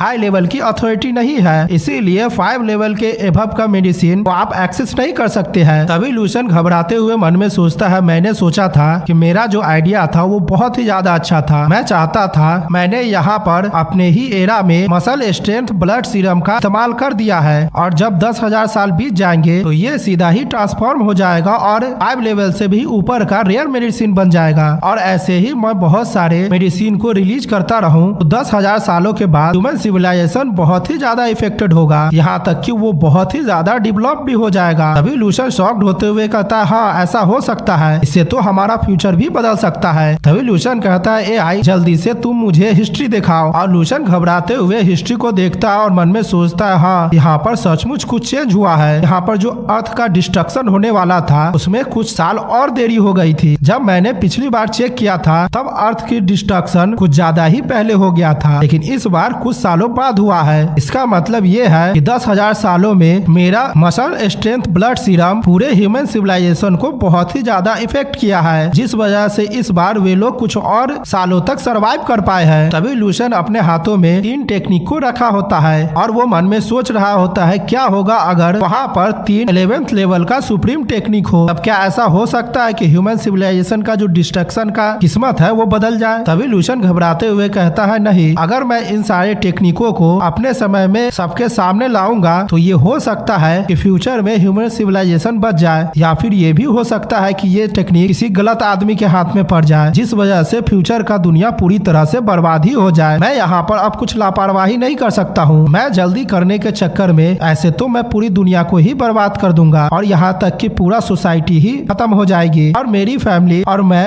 अपना बहुत सारा दुश्मन बना लूंगा, जो कि मेरे लिए बिल्कुल भी अच्छा नहीं है। और ये कौन जानता है कि आगे चलकर इससे ह्यूमन सिविलाइजेशन का भला ही होगा और फ्यूचर में जो होने वाला है वो इससे रुक जाएगा। तभी लूशन अपने आप को देखते हुए कहता है अगर क्या होगा कि मैं फ्यूचर में मैनकाइंड को नहीं बचा पाऊंगा, तब तो मेरा 10,000 साल का जो मार्शल आर्ट है वो भी पूरी तरह से बर्बाद हो जाएगा और फिर मेरे पास कोई भी उम्मीद नहीं बचेगा कि भविष्य में ह्यूमन सिविलाइजेशन बच सके। मेरे लिए अब अच्छा यही होगा कि मुझे कुछ भी करने से पहले सबसे पहले मुझे अपना पावर बढ़ाना होगा और उसके बाद मुझे यहाँ के सिचुएशन को कंट्रोल करना होगा। फिर धीरे धीरे करके मैं इन सारे टेक्निकों को रिलीज करूंगा। अभी मैं जिस युग में रह रहा हूँ उस युग में एक मार्शल आर्टिस्ट को प्रॉपर गाइडेंस की जरूरत है और वो गाइड केवल मैं ही बन सकता हूँ। पर लूशन पार्टी के लिए तैयार हो रहा होता है। तभी उसे कुछ याद आता है और वो मन में सोचता है ओह मैंने तो ही लिंगसे को मैसेज का रिप्लाई ही नहीं किया हूँ, और वो अपना मोबाइल निकालते हुए ही लिंगसे को मैसेज का रिप्लाई देने लगता है। यहाँ पर लूशन मन में सोचता है मैं उससे कहूंगा कि वो मेरे लिए कुछ मेडिकल मटेरियल तैयार रखे, जब मैं कल लौटूंगा तो उसका इस्तेमाल करूंगा। और ये मैसेज वो लिंगसे को सेंड कर देता है, जिसे देखकर ही लिंगसे अजीब सा मुंह बनाने लगती है और वो गुस्से से लूशन को बहुत सारा मैसेज टाइप करने लगती है, जिसमें लूशन वो बहुत ही ज्यादा बुरा भला कहने लगती है। और हिल उनसे मन में सोचती है अब उसके पास समय मिला है कि वो मेरे मैसेज का रिप्लाई करे, और उसने मेरे मैसेज का रिप्लाई किया है। उसमें उसने यही पूछा है कि मैं उसके लिए मेडिकल मटेरियल को तैयार रखूं। उसे तो कंपनी के बारे में थोड़ा भी परवाह नहीं है। क्या उसको पता भी है कि इसे चलाना मेरे लिए अभी कितना मुश्किल हो रहा है। तभी हम लूशन को देखते हैं, वो उधर से फिर से मैसेज करता है कि तुम्हें क्या हुआ, तुम रिप्लाई क्यों नहीं कर रही हो। और हम ही लिंगसे को देखते हैं, उसने जितना भी बातें लूशन के बारे में भला बुरा लिखा होता है वो उसे सेंड करने वाली ही होती है, लेकिन सेंड नहीं करती है। और मन में सोचती है मैं इसे तो मना भी नहीं कर सकती हूँ। आखिरकार पता नहीं क्यों मैं इस डेविल के साथ काम करने के लिए तैयार हो गई। लेकिन फिर हिलुंगस्वे मैसेज में सिर्फ यही भेजती है कि ठीक है मैं तुम्हारा काम सारा समय पर कर दूंगी, और वो अपने मन में बहुत ही ज्यादा रो रही होती है। इधर हम लूशन को देखते हैं, वो पार्टी में जाने के लिए अपने कमरे से बाहर निकलता है। उसके सामने फेफे खड़ी होती है और कहती है मिस्टर लू मैं आपको पार्टी में ले जाने के लिए यहाँ पर पिक करने के लिए आई हूँ, क्या आप पार्टी में जाने के लिए तैयार है। लूशन कहता है तुम मुझे सिर्फ लूशन कहो, तुम जब भी मुझे मिस्टर कहती हो तो मुझे अजीब सा लगता है। ठीक है अब हम लोग पार्टी में चलते हैं। लूशन को देखते हुए फेफे कहती है ये तो बहुत ही ज्यादा हैंडसम लग रहा है इस सूट में। अगला सीन हम पार्टी का देखते हैं, जहाँ पर फेफे और लूशन पहुँच जाता है। वहाँ का नजारा देखकर लूशन कहता है ये तो बस एक डिनर पार्टी थी, लेकिन यहाँ पर इतने सारे लोग क्यों आए हैं। फेफे कहते हैं एल्डर जैंग दिखने में बहुत ही ज्यादा सिंपल बुढ़ा लगता है, लेकिन लैंग सिटी में उसका पोजीशन बहुत ही ज्यादा हाई है। हालांकि एल्डर जैंग ने इस पार्टी को नॉर्मल रखने की बहुत कोशिश की थी, लेकिन यहाँ पर ये लोग अपने आप ही आ गए हैं और एल्डर जैंग इन लोगों को मना भी नहीं कर पाए हैं। लूशन कहता है ये तो बहुत बुरा हुआ है, मैं यहाँ पर तो एल्डर जैंग के साथ कुछ समय बिताने के लिए आया था। ठीक है ये भी बुरा नहीं है, वैसे भी कल मैं लिंगचेंग सिटी से वापस जा रहा हूँ बहे सिटी में। तभी हम वहाँ पर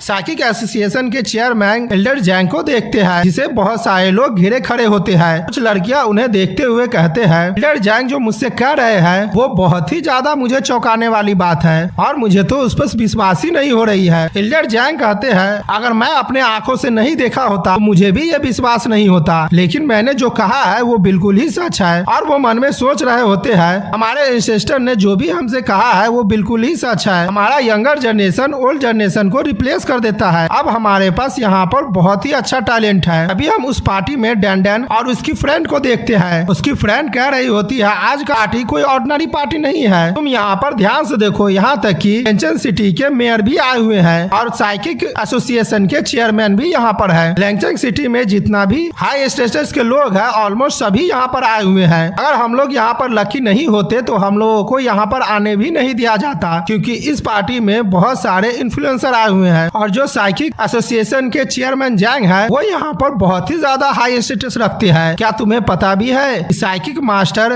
दूसरे ऑर्डिनरी मार्शल आर्टिस्ट से बहुत ज्यादा प्रीशियस माने जाते हैं। तभी डैंडन मन में सोचती है क्या साइकिक मास्टर, ओह मुझे अब याद आया, लूसन ने पहले मुझे मेंशन किया था कि वो साइकिक मार्शल आर्ट एसोसिएशन में आने वाला है। तभी वो अपने फ्रेंड से कहती है जिन यून क्या तुम मेरी मदद कर सकती हो, क्या यहाँ पर तुम किसी से पूछ कर बता सकती हो कि इस एसोसिएशन में लूसन नाम का कोई बंदा है। जेन्यून जैसे ही लूसन का नाम सुनती है वो बहुत ही ज्यादा गुस्सा करने लगती है और कहती है लूसन मैंने ये वेनहुआ से सुना है कि घर आते समय तुम एक हाई स्कूल के स्टूडेंट से मिली थी और तुम्हें उस पर दिल आ गया है। डैंडन कहती है नहीं ऐसा बात नहीं है, तुम वेनहुआ की बातों पर विश्वास मत करो। तभी डैंडन की फ्रेंड उससे कहती है तुम लेंचन सिटी में बहुत लंबे समय से अभी रुकी हुई हो और तुम तो अपने स्टडी के लिए वापस भी नहीं गए हो। क्या वही वो लड़का है जिसके वजह से तुम यहाँ पर हो? मैंने सुना हूँ कि उसका लुक बहुत ही ज्यादा अच्छा और ईस्टर्न मिलिट्री रीजन में उसका कनेक्शन भी ज्यादा अच्छा, लेकिन उसका फैमिली बैकग्राउंड बहुत ही ज्यादा ऑर्डिनरी। डैंडन तुम मुझे सचमुच बताओ कि तुम क्या सोच रही हो? जिनयून कहती है डैंडन यहाँ तक तो ठीक है, अगर तुम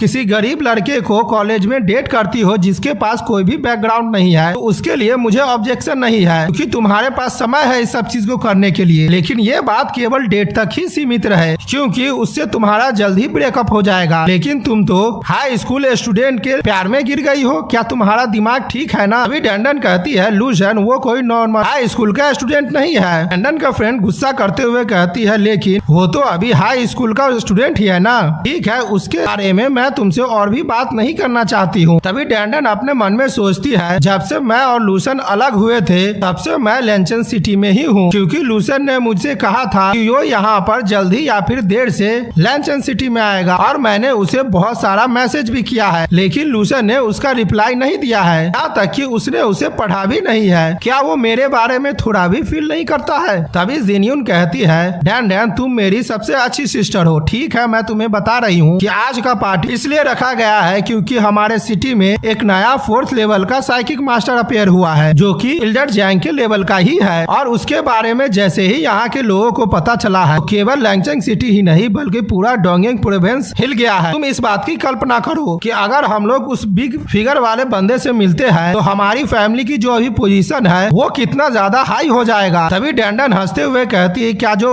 नया 4th लेवल का साइकिक मास्टर है वो बहुत ही ज्यादा यंग है? जेन्यून कहती है मुझे पता नहीं है, इल्डर जैंग बहुत ही ज्यादा बूढ़े है और वो अब 4th लेवल पर है। हालांकि अगर हम लोग सोचे कि वो बहुत ही ज्यादा बूढ़ा नहीं है तो वो बहुत ही ज्यादा यंग भी नहीं होगा। और तुम यहाँ के पार्टी को ध्यान से देखो, यहाँ पर पार्टी में बहुत सारी औरतें आए हैं जिसकी उम्र लगभग 40 साल से ऊपर ही होगी। डैंडन अफसोस करते हुए कहती है जेन्यून जो कह रही है वो सच है, हो सकता है मैं जो सोच रही हूँ वो बिल्कुल ही गलत है और वो शख्स ना हो। तभी जेन्यून चिल्लाते हुए कहती है डैंडन क्या तुम अभी भी हाई स्कूल स्टूडेंट के बारे में सोच रहे हो? तुम उसके बारे में भूल जाओ क्योंकि आज रात को हम लोगों को बहुत ही अच्छी अपॉर्चुनिटी मिलने वाली है। डैंडन कहती है अगर हम अपने सर्किल की बात करें तो तुम और मैं, उसके अलावा यहाँ पर कोई हाई स्टेटस का बंदा नहीं आया है। उसकी फ्रेंड कह रही होती है डैंडन मैं तुमसे बात कर रही हूँ और तुम किधर देख रही हो? डैंडन जैसे ही सामने देखती है तो वो एकदम से चौंक जाती है जहाँ पर लूसन अभी बड़े आराम से खाना खा रहा होता है। अभी लूसन घूमकर डैंडन को देखता है और उसे हाथ हिलाकर हाय कहता है। उसे देखते हुए डैंडन कहती है ये तो सचमुच लूसन है और वो उसके तरफ भागते हुए कहती है जेन्यून तुम यहाँ पर जो करने के लिए आई हो वो करो, मैंने यहाँ पर अपने फ्रेंड को देखा है। जेन्यून जैसे ही डैंडन को भागते हुए देखती है वो कहती है डैंडन तुम कहाँ जा रही हो? और हम डैंडन को देखते हैं वो लूसन के तरफ जाते हुए बहुत ही ज्यादा खुश हो रही होती है। अभी वो सामने देखती है लूसन के पास फेफे आ जाती है और वो उसको पकड़े हुए होती है। इसे देखकर वो एकदम से शॉक्ड हो जाती है और वो वहीं पर खड़ी हो जाती है और वो घबराते हुए कहती है आखिरकार ये औरत कौन है?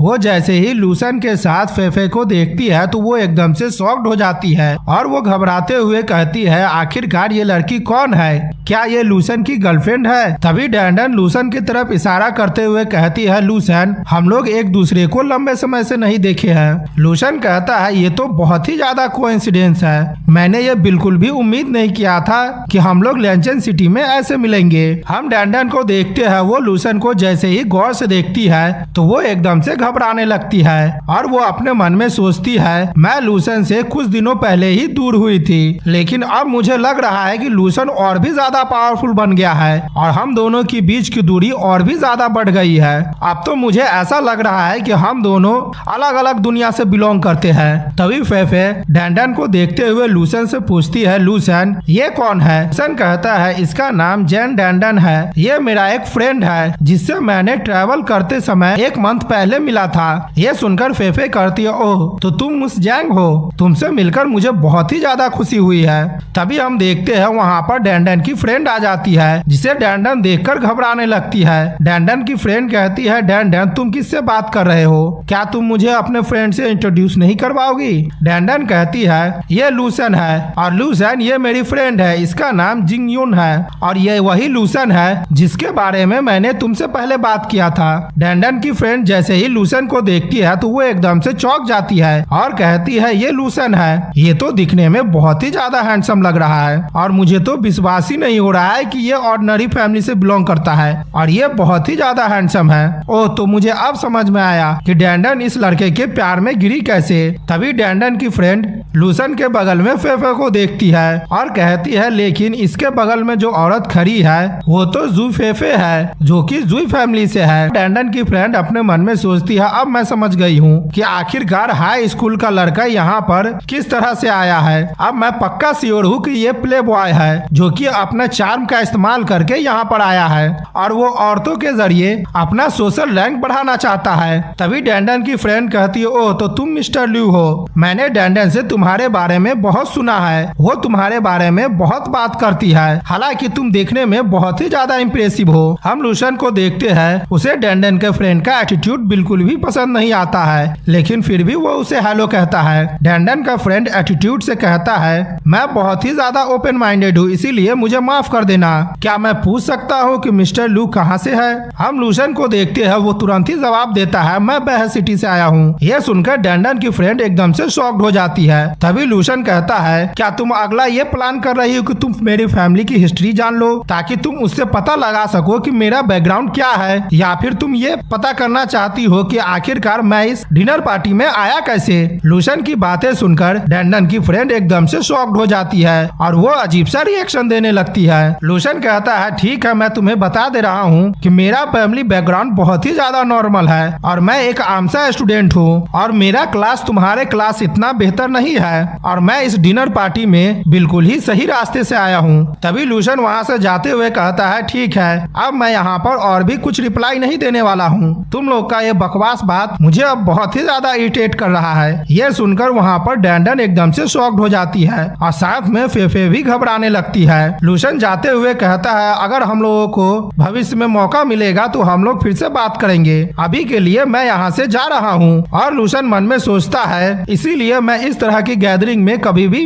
पार्टिसिपेट नहीं करता हूँ, लेकिन मैं इस बार थोड़ा ओवर सेंसिटिव हो गया था, लेकिन मेरे लिए मेरी फैमिली ही इस दुनिया की सबसे प्रीशियस चीज है। इससे फर्क नहीं पड़ता है कि सामने कौन है, अगर वो मेरी फैमिली को हार्म करने की कोशिश करेगी या फिर उसे ह्यूमिलेट करने की कोशिश करेगी तो मैं उसे बिल्कुल भी बख्शने वाला नहीं हूँ। हम फेफे को देखते हैं, वो लूसन को वहाँ से जाते हुए देखकर घबराने लगती है और लूसन को बुलाने भी लगती है। वो डैंडन के दोस्त पर गुस्सा करने लगती है और फिर वहाँ से वो लूसन के पीछे जाने लगती है और कहती है लूसन तुम मेरे लिए रुको, मैं भी तुम्हारे साथ ही आ रही हूँ। हम डैंडन को देखते हैं जो लूसन को वहाँ से जाते हुए देख एकदम से घबराने लगती है और वो भी लूसन के पास जाना चाहती है, लेकिन डैंडन का दोस्त उसे रोक देती है और कहती है डैंडन तुम उसे छोड़ दो, तुम उसे यहाँ से जाने दो, इस तरह का पर्सन तुम्हारे लिए बिल्कुल भी सही नहीं है। और डैंडन की फ्रेंड अपने पावर को रिलीज करते हुए कहती है हालांकि मैंने तो यहाँ पर इसे कुछ भी नहीं कहा था, लेकिन वो यहाँ पर कुछ ज्यादा ही रिएक्ट कर गया था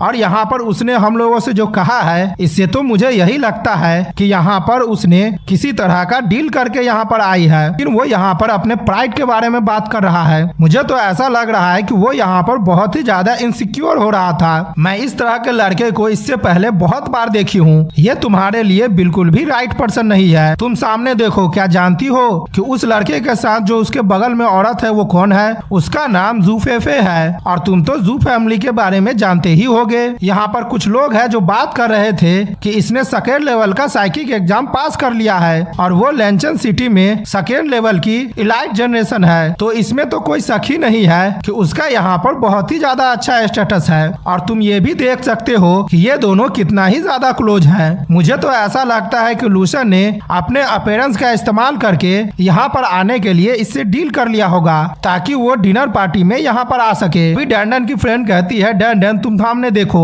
लूसन एक गोल्ड डिगर लड़का है, तुम्हें अब अपना दिमाग को खोलना चाहिए और देखना चाहिए कि उसका असली नेचर क्या है। डैंडन चिल्लाते हुए कहती है, ये तुम क्या बात कर रही हो, लूसन इस तरह का लड़का नहीं है, वो ऐसा नहीं हो सकता है। डैंडन की फ्रेंड कहती है, मैं जानती हूँ कि सच्चाई बहुत ही ज्यादा कड़वी होती है, लेकिन यही सच्चाई है। लेकिन सभी लोगों को सच को फेस ही करना होता है। तुम मेरी बात को मानो और तुम्हें इस बारे में खुद से ही सोचना चाहिए। तभी डैंडन कहती है, नहीं लूसन इस तरह का पर्सन नहीं है। क्या वो इस तरह का पर्सन है? तभी डैंडन याद करने लगती है कि लूसन गांव में उसे किस तरह से बचाया था, जहां पर उसने एक हीरो की तरह एंट्री मारी थी। और डैंडन मन में सोचती है, वो तो एक हीरो है जिसने मेरी जिंदगी को बचाया है। तभी वो अपने चेहरे पर थप्पड़ मारते हुए कहती है, मैं तो पक्का यहाँ पर पागल हो गई थी और मैं तो लूसन पर डाउट भी करने लगी थी कि लूसन एक गोल्ड डिगर लड़का है। तभी डैंडन कहती है, जेन्युइन लूसन उस तरह का पर्सन नहीं है जैसा तुम उसके बारे में मुझे बता रही हो। तभी डैंडन की फ्रेंड कहती है, डैंडन क्या तुम पागल हो गई हो? तभी बगल से कोई आदमी कहता है, तुम लोग सामने देखो, प्रेसिडेंट जैंग यहीं आ रहे हैं। प्रेसिडेंट जैंग को देखते हुए डैंडन की फ्रेंड कहती है, डैंडन हम उस प्ले बॉय के बारे में बाद में बात करेंगे। अब मुझे ऐसा लग रहा है कि प्रेसिडेंट हम लोगों को नए लेवल 4 के पावर हाउस से इंट्रोड्यूस करवाने वाले हैं, तो हम लोगों को अब तैयार हो जाना चाहिए। तभी हम देखते हैं प्रेसिडेंट जैंग वो लूसन की तरफ जाने लगता है, जिसे देखकर डैंडन की फ्रेंड एकदम से शॉक्ड हो जाती है और कहती है, आखिरकार प्रेसिडेंट जैंग उस आदमी के पास क्यों जा रहे हैं? आखिरकार यहाँ पर क्या हो रहा है? तभी प्रेसिडेंट जैंग कहते हैं, मिस्टर लू मैं आपसे माफी मांगना चाहता हूँ। मुझे पता है आपको ज्यादा भीड़ वाली जगह बिल्कुल भी पसंद नहीं है। लूसन कहता है, प्रेसिडेंट जैंग इसके लिए आपको चिंता करने की जरूरत नहीं है। मैं जानता हूँ कि आपके ऊपर बहुत सारी रिस्पॉन्सिबिलिटी है और आपका सपोर्ट करने के लिए मैं आपको बहुत ही ज्यादा शुक्रिया अदा करता हूँ। तभी हम प्रेसिडेंट जैंग को देखते हैं, वो अपने साइकिक पावर का इस्तेमाल करते हुए सभी से कहने लगता है, सभी लोग मेरे तरफ ध्यान दो।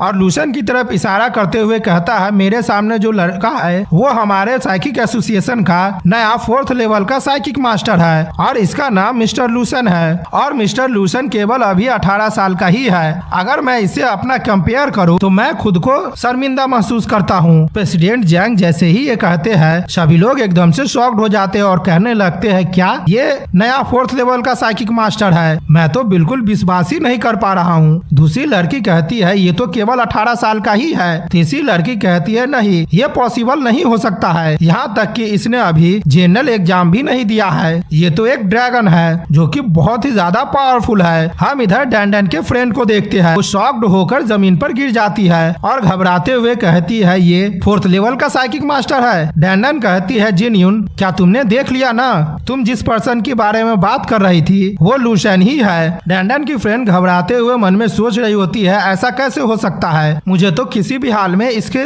नजर में अच्छा बनना था, अब मुझे कुछ भी करके इसका साथ चाहिए था। और कहती है, डैंडन तुम्हें इसमें मुझे मदद करनी होगी। डैंडन अफसोस करते हुए कहती है, जिनयून तुम सामने देखो, सामने अब बहुत ज्यादा भीड़ लग गई है, यहाँ तक कि सभी लोग लूसन के सामने बिजनेस कार्ड लेकर खड़े हैं। अब लूसन का स्टेटस बिल्कुल ही अलग हो गया है। हालांकि वो बहुत ही ज्यादा सिंपल है और इस सब के बारे में परवाह भी नहीं करता है, लेकिन उसे ऐसे देखकर अब मुझे भी बहुत ज्यादा अपसेट महसूस हो रहा है। हम दोनों के बीच के जो पावर का गैप है वो और भी ज्यादा बड़ा होता जा रहा है। अब तो मुझे ऐसा लग रहा है कि हम दोनों का जो बीच का रिलेशनशिप है वो अब आगे कभी भी नहीं बढ़ पाएगा और नहीं कभी शुरू हो पाएगा।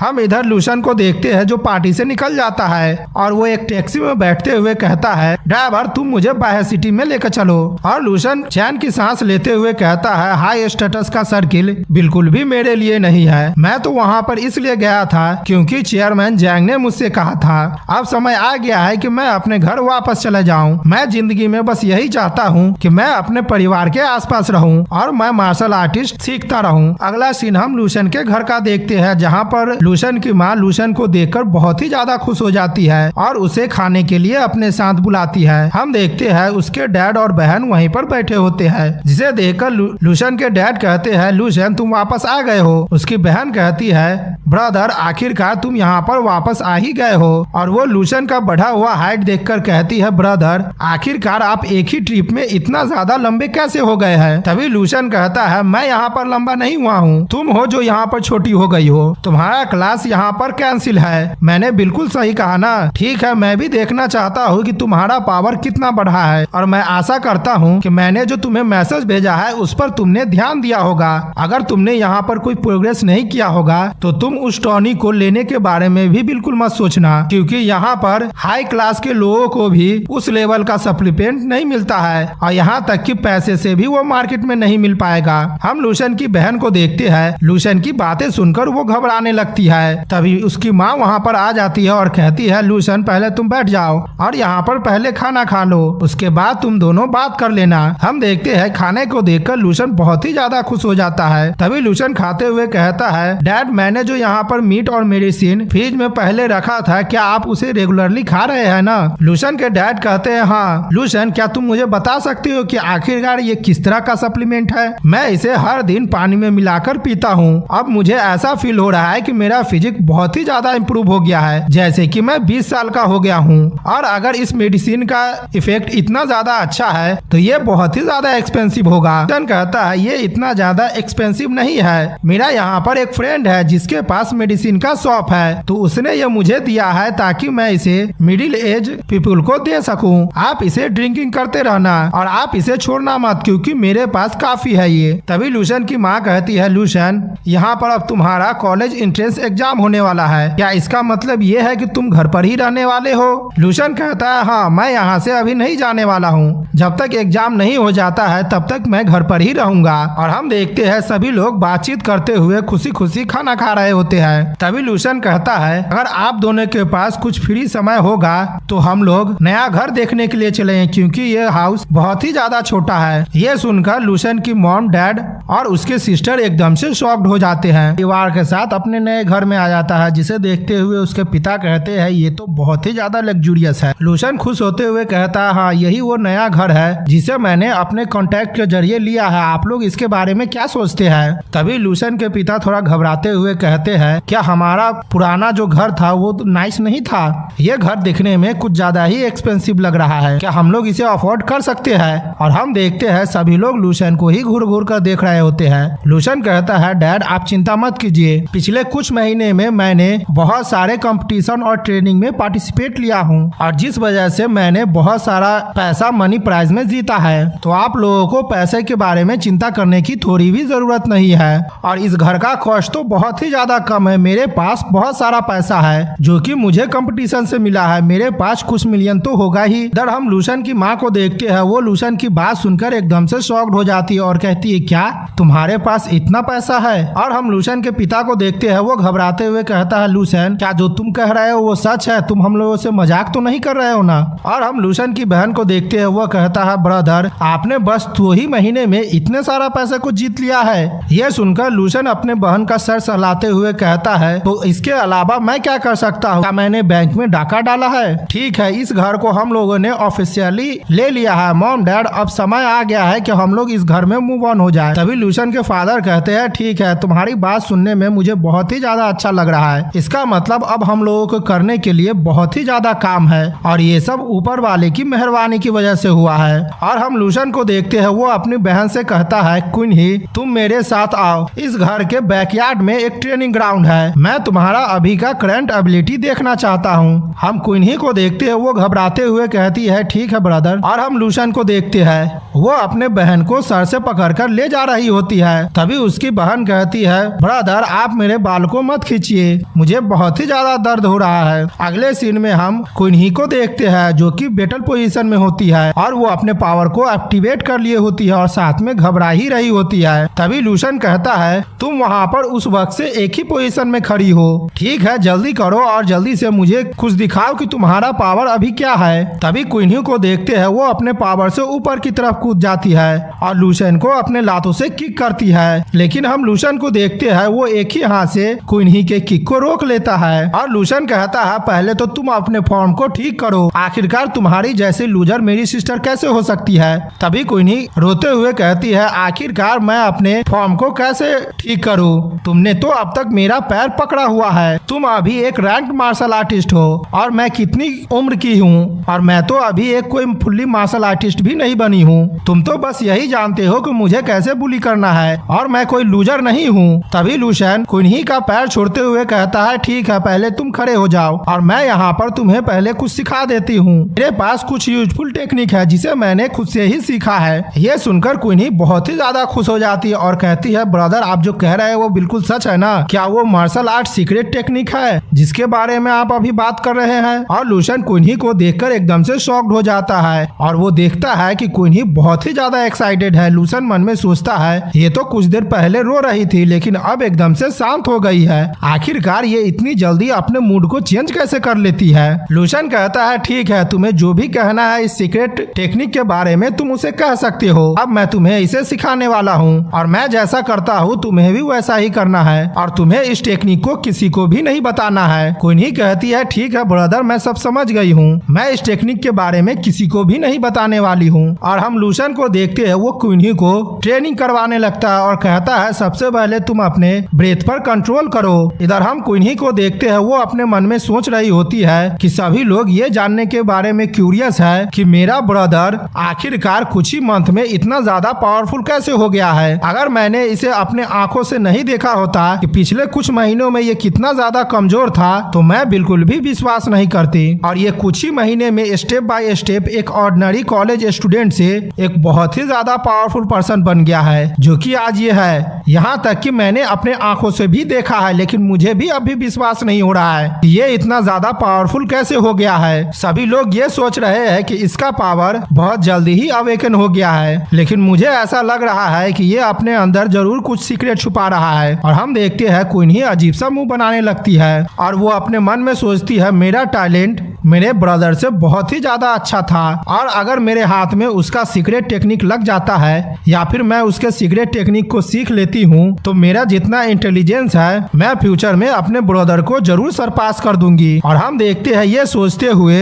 कुन्ही हंस रही होती है और उसका ध्यान ट्रेनिंग से बिल्कुल ही दूर हो जाता है। अभी हम लूशन को देखते हैं, वो कुन्ही के सर पर अपने हाथों से मारता है और कुन्ही गुस्सा करते हुए कहती है, ब्रदर अगर तुम इतना ज्यादा बड़े हो गए हो तो तुम्हें ये नहीं करना चाहिए, तुम अपने हाइट का फायदा उठा रहे हो। अगले सीन में हम देखते हैं कुन्ही अपना प्रैक्टिस को खत्म कर लेती है और वो जैसे ही खत्म करती है कि वो थककर जमीन पर गिर जाती है, जिसे देखकर लूशन कहता है, ये कैसा रहा है? क्या तुम्हें इस प्रैक्टिस का इफेक्ट पता चल रहा है? कुन्ही खुश होते हुए कहता है, ब्रदर ये तो बिल्कुल ही अद्भुत था। आखिरकार आप मुझे जो सिखा रहे हैं वो किस तरह की मूव है, इसका इफेक्ट बहुत ही ज्यादा अच्छा। मुझे ऐसा लग रहा है कि मैंने जो पिछले बार प्रैक्टिस किया था उसका इफेक्ट दर्जनों के बराबर में ये एक ही प्रैक्टिस करने के वजह से हो गया है। लूशन अपने मन में सोचता है, अब मैं अपनी सिस्टर को क्या कहकर बेवकूफ बनाऊं, हालांकि मेरी सिस्टर इसे किसी को बोलने वाली नहीं है। तभी लूशन कुछ सोचता है और कहता है, ठीक है, मैं ऐसे इसे समझा सकता हूँ। तभी लूशन कहता है, ये वही चीज है जो तुम आम दिनों में प्रैक्टिस करती हो, लेकिन वो उसका लेटेस्ट वर्जन है। ये सुनकर कुन्ही घबराते हुए कहती है, ब्रदर आपका कहने का क्या मतलब है कि ये लेटेस्ट वर्जन है? लूशन कहता है, जैसे कि फोन और कंप्यूटर में हम लोग इस्तेमाल करते हैं जिसका वर्जन 2.0 या फिर 3.0 होता है, लेकिन सच्चाई में कंपनी पहले ही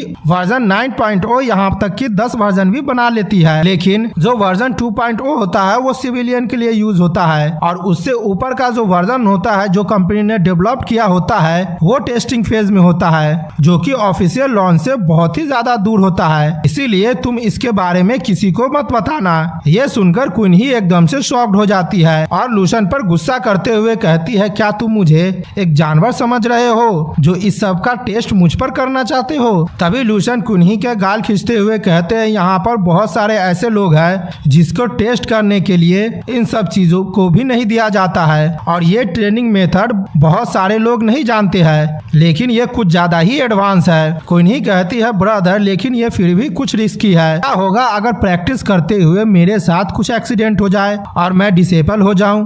तभी लूशन कहता है, मैं तुम्हारा बड़ा भाई हूँ और हम दोनों एक ही पेरेंट्स से जन्म लिए हैं और हम दोनों का फिजिकल कंडीशन बिल्कुल ही एक जैसा है और मैं इस टेक्निक को बहुत लंबे समय से प्रैक्टिस कर रहा हूँ। अगर यहाँ पर कोई एक्सीडेंट होके तुम डिसेबल होने वाली होगी तो उससे पहले ये मेरे साथ हो जाएगा। तभी कुन्ही कहती है, क्या होगा अगर हम लोग अंत में डिसेबल हो जाएंगे तो हमारे पेरेंट्स को कौन देखभाल करेंगे जब वो बूढ़े हो जाएंगे तो। तभी लूशन कुन्ही के तरफ डेविल सा स्माइल देते हुए भागते हुए कहता है, ठीक है तुम यहाँ पर आओ, मैं तुम्हें सिखाता हूँ कि तुम्हें क्या करना है। और हम कुन्ही को देखते हैं वो वहाँ से भागते हुए कहती है, ब्रदर मैं यहाँ पर मजाक कर रही थी, आप इसे सीरियसली क्यों ले लिए हैं। अगले सीन में हम कुन्ही को देखते हैं जो कहती है, ब्रदर अगर ये बॉडी टेक्निक इतना ही ज्यादा अद्भुत है तो आखिरकार आपको ये कैसे मिली है, क्या ये कुछ इलीगल नहीं है। लूशन कहता है, नहीं ये बिल्कुल ही इलीगल नहीं है, मैं तुम्हारा बड़ा भाई हूँ और मैं कोई भी इलीगल काम नहीं करने वाला हूँ। और तभी हम लूशन को देखते हैं वो कुन्ही पर लॉक लगा देता है, जिस वजह से कुन्ही बहुत ही ज्यादा चिल्लाने लगती है और कहती है, ब्रदर तुम्हारे लिए अच्छा यही होगा कि तुम मुझे पहले जाने दो, और यहाँ पर तो तुम सचमुच मुझे मार ही डालोगे और तुम अभी भी ये कह रहे हो कि तुम यहाँ पर कुछ भी इलीगल नहीं कर रहे हो। तभी हम देखते हैं लूशन कुन्ही को छोड़ देता है। कुन्ही घबराते हुए कहती है, ये बहुत ही ज्यादा हाई लेवल की सीक्रेट टेक्निक है और तुमने इसे मुझे सिखा दिया है तो इसके लिए आगे चलकर कोई प्रॉब्लम तो नहीं होगी ना। तभी लूशन कहता है, हाँ जिस पर्सन ने ये मुझे सिखाया था उसने मुझसे कहा था कि मैं इस टेक्निक को किसी को भी नहीं सिखाऊं, नहीं तो वो मुझे नहीं छोड़ेगा और हमारी फैमिली भी बड़ी मुसीबत में पड़ जाएगी। ये सुनकर कुन्ही बहुत ही ज्यादा घबराने लगती है और कहती है, क्या ब्रदर अगर आपने इस टेक्निक को मुझे सिखा दिया है तो इसका मतलब तो यही है कि वो शख्स आपको नहीं छोड़ने वाला है। तभी लूशन कहता है, मेरे पास कोई भी चॉइस नहीं था और तुम मेरी बहन हो तो मैं तुम्हें कैसे ये नहीं सिखाता, और तुम जब तक इसे सीक्रेट रखोगी तो कोई भी इसके बारे में पता नहीं कर पाएगा, तो हम लोगों को कोई भी दिक्कत नहीं होगा। तुम याद रखना कि तुम इसे किसी को भी नहीं बताना, यहाँ तक कि नहीं तो अपने दोस्त को और नहीं टीचर को, यहाँ तक कि तुम अपने फ्यूचर हस्बैंड को भी नहीं बताना, क्योंकि ये चीज हमारे फैमिली के जिंदगी की सवाल है, यहाँ तक कि यह हमारे पूरे इंटायर फैमिली को इफेक्ट कर सकती है। कुन्ही कहती है, ब्रदर आप चिंता बिल्कुल मत कीजिए, मैं इसके बारे में किसी को भी नहीं बताऊंगा। लूशन कहता है, ठीक है मैं तुम्हें यहाँ पर कुछ और मूव सिखा देता हूँ, अगर तुम इसे अच्छे से सीख जाओगी तो तुम अपने रूम में इसका प्रैक्टिस कर सकती हो। हम कुन्ही को देखते वो घबराते हुए मन में सोचती है, ओह तो ये ऐसी बात है, तुम हर समय अपने रूम में ही छुपे रहते थे और इस ट्रेनिंग को प्रैक्टिस करते थे। और वो खुश होते हुए कहती है, मेरा टैलेंट मेरे भाई से बहुत ही ज्यादा अच्छा है, तो ये मेरे लिए बिल्कुल भी नामुमकिन नहीं है कि मैं भविष्य में अपने ब्रदर को सरपास न कर पाऊँ। मेरा टैलेंट और स्किल की वजह से और मैं जो अपने भाई के सामने जो अभी एक्टिंग कर रही हूँ उसके वजह से तो मुझे ऑस्कर अवार्ड मिलना चाहिए। और लूशन कहता है, कुन्ही इस दोपहर को मैं कहीं जा रहा हूँ और तुम घर पर ही रहकर खुद से इसका प्रैक्टिस करो, और जब मैं वापस लौटूंगा तो तुम्हें मैं कुछ और टेक्निक को सिखा दूंगा। कुन्ही कहती है, ठीक है ब्रदर। अगला सीन हम लूशन को एक होटल में देखते हैं जहाँ पर उसके सामने हीलिंग सुई होती है। वहाँ पर लूशन जाते हुए कहता है, मुझे माफ कर देना कि मैंने तुम्हें यहाँ पर इंतजार करवाया है। हीलिंग सुई कहती है कि मैं जानती थी कि तुम यहाँ पर थोड़ी देर से आने वाले हो और मुझे यहाँ पर पता था कि तुम्हें बहुत ज्यादा खाना खाने की जरूरत होती है, इसीलिए मैंने यहाँ पर कुछ ज्यादा ही तुम्हारे लिए ऑर्डर कर दिया है। और हम देखते हैं वहाँ पर हीलिंग सुई ने बहुत सारा खाना ऑर्डर कर दिया होता है। यह देखकर लूशन कहता है, तुम्हारा ये सब सोचने के लिए तुम्हारा बहुत बहुत शुक्रिया। और लूशन कहता है, अब तुम मुझे बताओ कि इन दिनों कंपनी का बिजनेस कैसा चल रहा है। हमारा market price blood strength tonic का 49,000 है। हालांकि ये प्राइस ज्यादा हाई नहीं है, लेकिन ये प्राइस इतना ज्यादा हाई तो जरूर है कि एवरेज पर्सन इसे अफोर्ड नहीं कर पाएगा। और मेरा टारगेट मिडिल फैमिली है जिसके पास इकोनॉमिक कैपेसिटी हो, और हमारे प्रोडक्ट का सेल सिचुएशन बहुत ही ज्यादा अच्छा है। हम लोगों ने उस प्रोडक्ट को जब से लॉन्च किया है तब से एक ही हफ्ता हुआ है, लेकिन हम लोगों का 20,000 प्रोडक्ट पहले ही सोल्ड हो गया है और हमारे प्रोडक्ट का परचेज रेट बहुत ही ज्यादा हाई है। और मुझे पूरा विश्वास है कि 1 महीने के अंदर में हमारा प्रोडक्ट जरूर ही स्टार प्रोडक्ट बन जाएगा मार्शल आर्ट की दुनिया में, और इससे पूरे बाहे सिटी यहाँ तक कि डोंगिंग प्रोविंस को भी बहुत ज्यादा फायदा मिलेगा। लूशन खाना खाते हुए कहता है, बहुत अच्छा, मैं तुम पर इसके लिए बहुत ही ज्यादा ट्रस्ट करता हूँ। लूशन कहता है, ठीक है, क्या यहाँ पर फंडिंग में कुछ दिक्कत है। हीलिंग सुई कहती है, नहीं अभी के लिए हम लोग ने मैनेज कर लिया है, हालांकि हम लोग जब अपने बिजनेस को एक्सपेंड करेंगे तो हम लोगों को एडिशनल ब्रांच खोलने की जरूरत होगी। होगी तब हम लोगों को बैंक से लोन लेने की जरूरत पड़ेगी और मेरे पास कुछ ज्यादा पैसा नहीं बचा हुआ है अब। तभी लूशन कहता है ठीक है, कुछ समय में मैं तुम्हें कुछ और पैसा दे दूंगा और तुम्हें बैंक के लिए पैसे के लिए चिंता करने की बिल्कुल भी जरूरत नहीं है। ही लिंगशुए कहती है ठीक है, तब पैसे की प्रॉब्लम मैं तुम पर छोड़ देती हूँ। और ही लिंगशुए कहती है ठीक है, तुम मुझे बताओ कि यहाँ पर जनरल एग्जाम के लिए सचमुच कुछ समय बाकी है। लूशन कहता है हाँ, यहाँ पर कुछ समय बाकी है, लेकिन इस समय में मैं कहीं पर भी नहीं जाने वाला हूँ। मैं अपना सारा सामान जनरल एग्जाम के प्रिपरेशन में लगाना चाहता हूँ, इसीलिए प्रोडक्ट का सेल का जितना भी मैटर होगा वो तुम्हें ही संभालना होगा। और मैं कुछ दिनों में अपने नए घर में मूव करने वाला हूँ, इसीलिए मैं अपने नए घर का एड्रेस तुम्हें सेंड कर दूंगा। इधर हम ही लिंगशुए को देखते हैं, वो लूशन को देखकर घबराने लगती है और मन में सोचती है मैं तो यहाँ पर भूल ही गई थी। मेरे सामने जो शख्स खड़ा है उसका हर मूवमेंट में बहुत ही ज्यादा प्रेशर है। मुझे तो लग रहा है कि उसके अंदर से बहुत ही ज्यादा एनर्जी रिलीज हो रही है। क्या ये सचमुच एक कॉलेज स्टूडेंट है जिसने अब तक जनरल एग्जाम भी नहीं दिया है? अब मुझे इसे समझना और भी ज्यादा मुश्किल हो रहा है। अगर मैं इसे 6 महीने पहले नहीं मिला होता तो मैं तो बिल्कुल ये इमेजिन भी नहीं कर पाती और मैंने ये बिल्कुल भी नहीं सोचा था कि मैं अपना पूरा भरोसा और अपनी पूरी फैमिली की किस्मत इस पर लगा दूंगी। लेकिन अभी इसका बढ़ा हुआ पावर देखकर मुझे ऐसा लग रहा है कि उस समय मैंने जो डिसीजन लिया था वो बिल्कुल ही गलत नहीं था। तभी ही लिंगशुए उठते हुए कहती है अगर यहाँ पर हम लोगों को कुछ और बात नहीं करनी है तब हम लोग यहाँ से जा रहे हैं। लूशन कहता है ठीक है, गुड बाय। और ही लिंगशुए कहती है ठीक है, मैं एक बात तुमसे कहना तो भूल ही गई थी, मैंने माफेंग को प्रमोट कर दिया है और उसे स्टोर मैनेजर बना दिया है। लूशन कहता है तुम इस सब की इंचार्ज हो तो तुम जो करोगी वो बिल्कुल ही ठीक है। ही लिंगशुए कहती है ठीक है, अब मैं जा रही हूँ। और हम देखते हैं ही लिंगशुए वहाँ से चली जाती है। हम लूशन को देखते हैं, वो अपने मन में सोच रहा होता है ही लिंगशुए कंपनी वो तो मेरे फंडिंग रिसोर्स का एक जरिया है और वो एक ऐसी जगह है जहाँ पर मैं भविष्य में और भी ज्यादा सप्लीमेंट को बनवा सकता हूँ और जब कंपनी बड़ी हो जाएगी तब ही लिंगशुए कुछ ऐसा करती है और मुझे धोखा देती है जब उसका पावर बढ़ने के बाद, तो मुझे इसके लिए चिंता करने की भी जरूरत नहीं है क्योंकि ऊपर से देखने से तो ऐसा लग रहा है कि ही फैमिली बहुत ही ज्यादा अच्छी फैमिली है, लेकिन रियलिटी में वो लोग बहुत ही ज्यादा मुश्किल में पड़ने वाले हैं। बाद में या अभी वे मुझसे ही मदद मांगने के लिए आएंगे, तब मुझ पर कोई एक्सटर्नल प्रेशर भी नहीं आने वाला है, तो बिना कुछ सोचे मुझे उसे दे देना होगा और मैं जब चाहूँ उससे वो वापस भी ले सकता हूँ। और मेरे लिए अभी सबसे ज्यादा इम्पोर्टेंट बात तो ये है कि मुझे अपने एबिलिटी पर और भी ज्यादा फोकस करना है और उसे इम्प्रूव करना है और स्पिरिचुअल वेपन को फॉरगेन करवाना है जो कि मेरा वेपन इनफाइनाइट ब्लेड वेल होगा। मेरे पास अब बॉडी डिफाइनिंग टेक्निक है और इमॉर्टल गोल्डन बॉडी है जिसको ब्रेक थ्रू की जरूरत है। अगर ये सब मेरे पास होगा तो अगली बार जब मैं ग्रेट मास्टर वेलकरी को फेस करूंगा तो केवल मैं उसे रिट्रीट करने का ही मौका नहीं दूंगा बल्कि मैं उसे खत्म कर दूंगा। जहाँ पर लूशन अपने नए घर पर होता है और वो अपने मन में सोच रहा होता है यहाँ पर समय बहुत ही ज्यादा जल्दी बीत गया है। मुझे ऐसा लग रहा है कि कुछ समय पहले ही मैं मॉर्निंग स्टार बना था, उसके बाद मैं साइकिक मार्शल आर्टिस्ट का एग्जाम दिया था और उसे सक्सेसफुली पास भी कर लिया था। इस वजह से मुझे बहुत सारा बोनस मिला था और मेरे पास एक्स्ट्रा इनकम भी हुआ था। उसी से मैंने अपने फैमिली के लिए एक नया घर खरीद लिया है। लेकिन मुझे ये पता नहीं है कि आखिरकार हॉन्चर मार्शल आर्ट स्कूल के लोगों को ये खबर कैसे मिल गया है कि मैंने एक नया घर खरीदा है। लेकिन मुझे कुछ भी नहीं पता है, वे लोग यहाँ पर खुद से ही आकर हम लोगों की मदद करने लगे था और उन लोगों की मदद की वजह से हम लोग अपने नए घर में जल्दी से मूव हो गए थे और कल मुझे जनरल एग्जाम देना है। इधर हम लूशन की बहन को देखते हैं जो खुश होते हुए कहता है आखिरकार मेरे पास अब खुद का मार्शल आर्ट ट्रेनिंग रूम है और वो बहुत ही ज्यादा जोर से चिल्ला रही होती है। तभी हम इधर लूशन के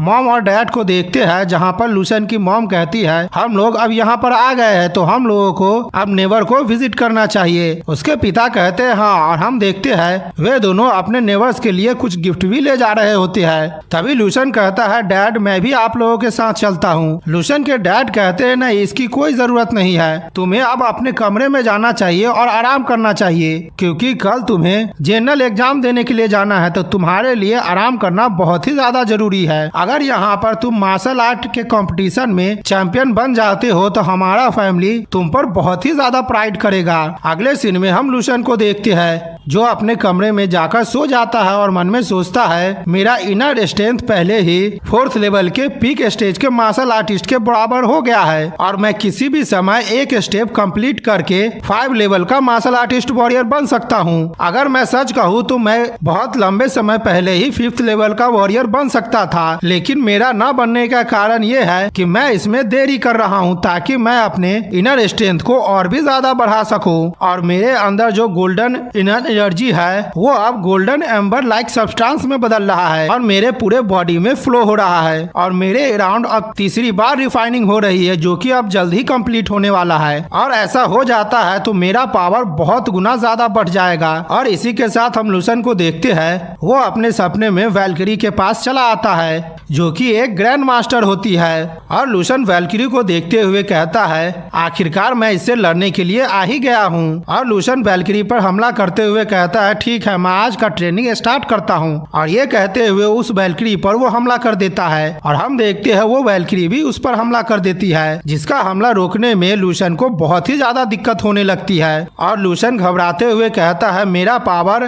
पहले ही 20 गुना ज्यादा बढ़ गया है लेकिन अभी भी इससे डील करने के लिए ये काफी नहीं है। और हम देखते हैं लूसन वैल्किरी पर फिर से हमला करता है और कहता है मैंने स्टार फोर्स की पावर को अब 20 गुना ज्यादा बढ़ा दिया है और लूसन उस वैल्किरी को एक जोरदार पंच देता है। तभी हम देखते हैं उस पंच से उस वैल्किरी को कुछ भी नहीं होता है, लेकिन उल्टा वो वैल्किरी लूसन को एक जोरदार किक मारती है जिस वजह से वो दूर जाकर गिरता है। तभी हम लूसन को देखते हैं वो वैल्किरी की तरफ बढ़ते हुए अपने 4th स्पेशल ब्रीथिंग टेक्निक का इस्तेमाल करता है और मन में सोचता है मैंने भी पहले 2nd लेवल का फ्रेम ब्रीथिंग टेक्निक को मास्टर कर लिया है, अब मैं अपने हाथों में फायर बॉल को भी बना सकता हूँ। और हम देखते हैं ये कहते हुए लूसन अपने सामने फायर बॉल बनाते हुए एक मीटियोर की तरह वैल्किरी पर ऊपर से हमला करता है और कहता है मैंने अपना बहुत ज्यादा पावर को अनलीश कर दिया है, मैं देखता हूँ कि वो कितना ज्यादा डैमेज होती है। लेकिन हम देखते हैं वो हमला जैसे ही वैल्किरी को लगता है कि वैल्किरी लूसन को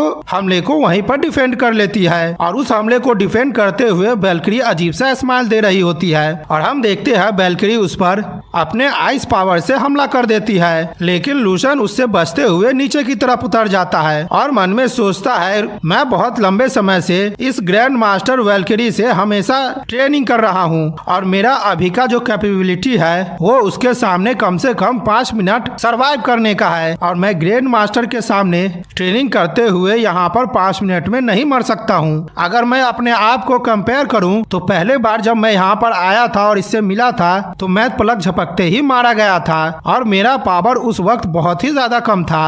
अब तो मुझे ऐसा लग रहा है कि मेरा पावर भी बहुत ज्यादा बढ़ गया है और मेरे पास जो मार्शल आर्ट है मुझे ऐसा लगता है कि वो मेरे बॉडी के साथ अच्छी तरह से फ्यूज हो गया है। अगर मैं यहाँ पर मास्टर होता जिसके पास परफेक्शन लेवल का मार्शल आर्टिस्ट होता तो क्या मैं यहाँ पर मार्शल आर्ट का एडवांस लेवल को कंप्लीट कर पाता। और तभी हम वैल्किरी को देखते हैं वो अपना सबसे ज्यादा टेरिफाइंग ऑरा को रिलीज करता है जिसे देखकर लूसन भी घबराने लगता है और वो कुछ स्टेप पीछे खसक जाता है और कहता है ठीक है मैं तुम्हें अभी नहीं हरा सकता हूँ, जब मैं जनरल एग्जाम दे लूंगा तब मैं श्योरली 4th लेवल को ब्रेक थ्रू कर लूंगा और उसके बाद मैंने 11th रैंक के मार्शल आर्टिस्ट का जो 3 मेजर टेक्निक है उसको भी अच्छी तरह से मास्टर कर लूंगा और अपने पावर को बहुत ज्यादा बढ़ा लूंगा और अपने इनर स्ट्रेंथ को अपने क्यूआई एनर्जी में बदल लूंगा और एक बार जब मैं 5th लेवल पर पहुंच जाऊंगा तो मैं इस वैल्किरी को जरूर ही हरा दूंगा। और मैं यहाँ पर जितना ज्यादा इस ग्रैंड मास्टर वैल्किरी से फाइट करता हूँ उतना ही मैं बहुत ही ज्यादा क्यूरियस हो रहा हूँ क्योंकि इसके पास आइस की पावर है जो कि वो अपने स्पेयर में बदल ले रही है और अगर मैं एक बार उसे मार देता हूँ तो उसका पावर भी मुझे मिल जाएगा, साथ में मेमोरी भी। तो मेरा ताकतवर बढ़ने का जो डिजायर है वो और भी ज्यादा बढ़ रहा है और मेरे पास अभी एडवांटेज की बात तो ये है कि मैं अपने वेपन को भी इस्तेमाल कर सकता हूँ और मेरा जो वेपन है उसका नाम अनएंडिंग ब्लेड वेल है, जिस वेपन को बनवाने के लिए मुझे 27 बिलियन का कॉस्ट खर्च करना पड़ा है और सबसे पहले इसके मटेरियल के लिए मैंने 27 किलोमीटर का माइनिंग किया है। उसके बाद इसके मटेरियल का इम्प्योरिटी हटाया गया है और उसका जब फाइनल रिजल्ट आया है तो वो हम लोग के सामने ही है क्योंकि बहुत ही ज्यादा पावर फ्यूज करने के बाद इतने सारे मटेरियल का केवल एक ही हथियार बन पाया है। और लूसन रोते हुए कहता है ओ तो मुझे अब पता चला है कि स्पिरिचुअल मास्टर का लाइफ इतना ज्यादा हाई वैल्यूएबल क्यों होता है और वे लोग इतने ज्यादा गरीब क्यों होते हैं। ठीक है, यहाँ पर ऐसा कुछ भी नहीं है जो हम लोग इसके बारे में कर सकते हैं। ये प्रोफेशन तो मुझे ऐसा लगता है कि इसमें हम लोगों को पैसे को पानी की तरह बहाना है। हालांकि ठीक है, मैं इसके बारे में अब सोचना बंद कर देता हूँ, लेकिन मैं इस वेपन के बारे में एक शब्द कहना चाहता हूँ कि मैंने जो इस पर पैसा खर्च किया है वो इसके लायक है। अगर यहाँ पर 10,000 पहले का भी मार्शल आर्ट है तो बिना कुछ सोचे स्पिरिचुअल मास्टर सारे मार्शल आर्ट के प्रोफेशन में सबसे ऊपर होता है। और बीते कुछ महीनों में मैंने यहाँ पर सक्सेसफुली किलिंग टेक्निक को, जो कि 5th लेवल का मार्शल आर्ट है और उसका नाम अनएंडिंग ब्लेड वेल है, और ये वेपन इतना ज्यादा पावरफुल है कि वो एक ग्रैंड मास्टर को आराम से मार सकता है। और ये कहते हुए लूसन वैल्करी पर हमला कर देता है। तभी वो घबराते हुए मन में सोचता है कोई 5th लेवल पर होते हुए एक ग्रैंड मास्टर को मार सकता है या फिर 6th लेवल पर होते हुए 7th लेवल को मास्टर को मार सकता है, क्योंकि यहाँ पर स्पिरिचुअल वेपन का पावर बहुत ही ज्यादा बढ़ जाता है। और यहाँ पर कोई ऐसा भी स्पिरिचुअल कॉम्बैट टेक्निक है जो कि अनडाइंग ब्लेड वेल से भी ज्यादा पावरफुल है। यह सोचते हुए लूसन घबराने लगता है और मन में सोचता है मेरे सामने जो फीमेल वॉरियर है उसका कॉम्बैट पावर बहुत ही ज्यादा स्ट्रॉन्ग है। वो इतना ज्यादा स्ट्रॉन्ग है कि नॉर्मल ग्रैंड मास्टर उससे मैचअप नहीं कर सकते हैं। और इधर हम वैल्करी को देखते हैं, लूसन के ब्लेड विल को वैल्करी रोक लेती है और वो ब्लेड विल तो उसके पास भी नहीं पहुंच पाता है। यह देखकर लूसन घबराते हुए कहता है मैं अभी भी उसे एक खरोच नहीं पहुंचा पा रहा हूँ और यहाँ तक कि मैं अपने हथियार के साथ भी उसे कुछ नहीं कर पा रहा हूँ। ठीक है, अगर ऐसी बात है तो मुझे अब अनएंडिंग ब्लेड वेल के किलिंग मूव को अपने फुल फोर्स से रिलीज करना होगा। और हम देखते हैं ये कहते हुए वो वैल्करी पर हमला कर देता है और कहता है एक बार जब ब्लेड विल का पावर मैं पूरी तरह से रिलीज कर दूंगा तो मेरा स्पिरिचुअल एनर्जी पूरी तरह से खत्म हो जाएगा। उसके बाद मैं पूरी तरह से हेल्पलेस हो जाऊंगा और उसके अगले मूवमेंट में ही मुझे वो फीमेल वॉरियर मार डालेगी। और हम उस वैल्करी को देखते हैं, वो लूसन के हमले को रोक लेती है और उसी के तरफ ही हमला कर देती है। यह देखकर लूसन घबराते हुए कहता है लेकिन मेरे पास विंड ब्रेथिंग टेक्निक है और साथ ही में इमॉर्टल बॉडी है, तो मेरा स्पीड तो उससे कई गुना ज्यादा पहले ही बढ़ गया है। और हम लूसन को देखते हैं, वो घबराते हुए उससे बचकर भाग आता है बहुत ज्यादा दूर। और वो मन में सोचता है अगर मैं उसके दायरे में नहीं जाता हूँ तो वो मुझे कुछ भी नहीं करेगी। ये मेरे लिए बहुत ही ज्यादा बुरा है कि यहाँ पर मेरे लिए कोई भी सुटेबल पार्टनर नहीं है और वो फीमेल वॉरियर कुछ ज्यादा ही पावरफुल है और उसके साथ एक प्रैक्टिस करना कुछ ज्यादा ही रिस्की है। अगर मैं हेड टू हेड उससे फाइट करता हूँ तो वो मुझे मार डालेगी बिना कुछ सोचे हुए। तो मेरे पास कोई भी आइडिया नहीं है कि मैं कितना ज्यादा स्ट्रॉन्ग हूँ और मेरा लिमिट कहाँ तक है। हम लूसन को देखते हैं, वो उठते हुए मन में सोचता है कल जनरल एग्जाम होने वाला है तो मेरे लिए ये एक अच्छा अपॉर्चुनिटी है क्योंकि सिटी मार्शल आर्ट चैंपियनशिप होने वाला है और मेरा लक्ष्य चैंपियन बनना है। लेकिन मैं वहीं तक नहीं रुकने वाला हूँ क्योंकि मैं बहुत ही आगे जाने वाला हूँ। अगले सीन में हम लूसन को खाने के टेबल पर देखते हैं जहाँ पर उसकी माँ प्रे कर रही होती है, गॉड मेरे सन को आशीर्वाद दीजिएगा ताकि वो जनरल एग्जाम में अच्छा मार्क्स अचीव कर सके। लूसन की बहन कहती है भाई मैं भी तुम्हारे साथ एग्जाम में जाऊंगी। लूसन कहता है ठीक है, अगर तुम वहाँ पर जाओगी तो वो तुम्हारे लिए बहुत ही ज्यादा अच्छा होगा क्योंकि तुम्हें जनरल एग्जाम के टेस्ट के बारे में पहले से ही पता हो जाएगा। तो तुम जब देने टेस्ट जाओगी तो तुम्हें वहाँ पर थोड़ा भी नर्वसनेस नहीं महसूस होगा। लूसन की बहन कहती है मैं वैसे भी नर्वस नहीं होने वाली हूँ। लूसन की माँ हंसते हुए कहती है तुम बिल्कुल भी नर्वस मत होना, बस अपने एग्जाम में बेस्ट देना, इससे फर्क नहीं पड़ता है कि तुम्हारा परफॉर्मेंस कैसा भी क्यों ना आए, तुम हमेशा अपने पेरेंट का सबसे लाडला बेटा रहोगे। तभी लूसन के डैड वहाँ पर गाड़ी लेकर आ जाते हैं और कहते हैं सन जल्दी से तुम कार में आ जाओ। लूसन कहता है ठीक है मैं आ रहा हूँ। लूसन के डैड कहते हैं सन एग्जाम में तुम अपना बेस्ट देना जिसकी वजह से हमारी लू फैमिली एक टॉप लेवल का मार्शल आर्ट प्रोड्यूस करे और ये सब तुम पर डिपेंड करता है। तभी लूसन की बहन चिल्लाते हुए कहती है डैड आप मेरे बारे में क्यों भूल गए हैं। लूसन के डैड कहते हैं तुम छोटी लड़की, तुम्हें अभी अपने ऊपर बहुत ही ज्यादा वर्क करना है और टॉप लेवल का स्कॉलर बनने के लिए तुम अभी बहुत ही ज्यादा पीछे हो। अगला सीन हम जनरल एग्जाम होने वाले जगह का देखते हैं जहाँ पर बहुत सारे लोग आए होते हैं। लूसन जैसे ही बाहर निकलता है कि सभी लोग आपस में बात कर रहे होते हैं और बहुत सारे पेरेंट्स अपने बच्चे को दिलासा दे रहे होते हैं और कह रहे होते हैं कि घबराने के लिए नहीं, और साथ ही में उसका ID कार्ड और एडमिशन टिकट चेक करने के लिए बोल रहे होते हैं। है और कुछ पेरेंट अपने बच्चों को डांट भी रहे होते हैं। ये सब सुनकर लूसन मन में सोचता है, बहुत लंबा समय हो गया है कि मैं अपने नॉर्मल लाइफ में नहीं रिटर्न हुआ था। अब आखिरकार मैं यहाँ पर जनरल एग्जाम का टेस्ट देने के लिए आ ही गया हूँ, वो भी बिल्कुल ऑर्डिनरी पर्सन की तरह। और पिछले कुछ महीने में मैंने बहुत ही ज्यादा एक्सपीरियंस हासिल किया है। लूसन के डैड कहते हैं, अगर मैं अपने पिछले दिनों की बात करूँ तो मैं भी यहाँ पर जनरल एग्जाम देने के लिए आया था, लेकिन मेरा टैलेंट उतना ज्यादा अच्छा नहीं था और न ही मैं उसे अच्छी तरह से कर पाया था। तो यहाँ पर कुछ ही टेस्ट देने के बाद मुझे एलिमिनेट कर दिया गया। लेकिन सन, तुम मुझसे 100 गुना ज्यादा बेहतर हो। मैं यहाँ पर तुमसे कुछ नहीं कहना चाहता हूँ, बस एक ही चीज कहना चाहता हूँ, तुम इस टेस्ट में अपना बेस्ट देना। यह सुनकर लूसन कहता है, ठीक है डैड, मैं समझ गया हूँ। तभी हम देखते हैं लूसन वहाँ से जाने लगता है। यह देखकर लूसन की बहन कहती है, ब्रदर आप टेस्ट में अपना बेस्ट देना, मैं और डैड आपका बाहर ही इंतजार कर रहे हैं। अगला सीन हम हॉल का देखते हैं, जहाँ पर इंस्ट्रक्टर अनाउंस कर रहे होते हैं कि annual martial art entrance exam अब शुरू किया जा रहा है और सभी लोगों को ऑर्डर यहाँ पर बनाए रखना है। सबसे पहले सभी लोगों को अपने क्यूआई एनर्जी को मेजर करना है, उसके बाद उन लोगों को अपने कॉम्बैट पावर को मेजर करना है। और हम देखते हैं इंस्ट्रक्टर एक एक करके कैंडिडेट को बुलाने लगते हैं और एग्जामिनेशन रूम में भेजने लगते हैं और एक एक कर सभी लोग अंदर जाने लगते हैं। तभी इंस्ट्रक्टर कैंडिडेट के ग्रुप में देखता है और एकदम से चौंक जाता है, जहाँ पर वो देखता है कि लूसन अकेले ही बीच में खड़ा होता है और उसके पावर की वजह से सभी लोग उससे बहुत दूर हट गए होते हैं। ये देखकर वो कहता है, सभी लोग वहाँ पर क्या कर रहे हैं? सभी लोग यहाँ पर फ्रंट लाइन में खड़े क्यों नहीं हो रहे हैं? डरपोक की तरह सभी लोग बहुत ज्यादा गैप बनाकर पीछे क्यों खसक गए हुए हैं? जल्दी से सभी लोग अपने लाइन में आओ। तभी एक लड़का घबराते हुए कहता है, एग्जामिनर ऐसा नहीं है कि हम लोग आगे नहीं बढ़ना चाहते हैं, लेकिन हम लोग जैसे ही इसके नजदीक जाते हैं तो हम लोगों को बहुत ही ज्यादा अजीब फील होने लगता है और मैं बहुत ही ज्यादा नर्वस होने लगता हूँ, यहाँ तक कि अब मेरा पूरा बॉडी भी कांपने लगा है। मैं ऐसा नहीं कर सकता हूँ और उसके पास नहीं जा सकता हूँ। तभी वो एग्जामिनर लूसन की तरफ आते हुए कहता है, आखिरकार क्या हुआ है यहाँ पर? और वो जैसे ही थोड़ा सा आगे आता है लूसन के पास तो वो एकदम से शॉक्ड हो जाता है, क्योंकि लूसन का पावर भी उसे फील होने लगता है और लूसन का पावर इतना ज्यादा होता है कि उस एग्जामिनर का पसीना भी छूटने लगता है। वो एग्जामिनर मन में सोचता है, इसका ऑरा तो बहुत ही ज्यादा पावरफुल है और वो घबराते हुए मन में सोचता है, इस तरह का ऑरा तो तभी ऐसे रिलीज किया जा सकता है जब वॉरियर का क्यूआई एनर्जी एक सर्टेन लेवल तक पहुंच जाए और ऑर्डिनरी पीपल उस शख्स के पास जैसे ही जाएगा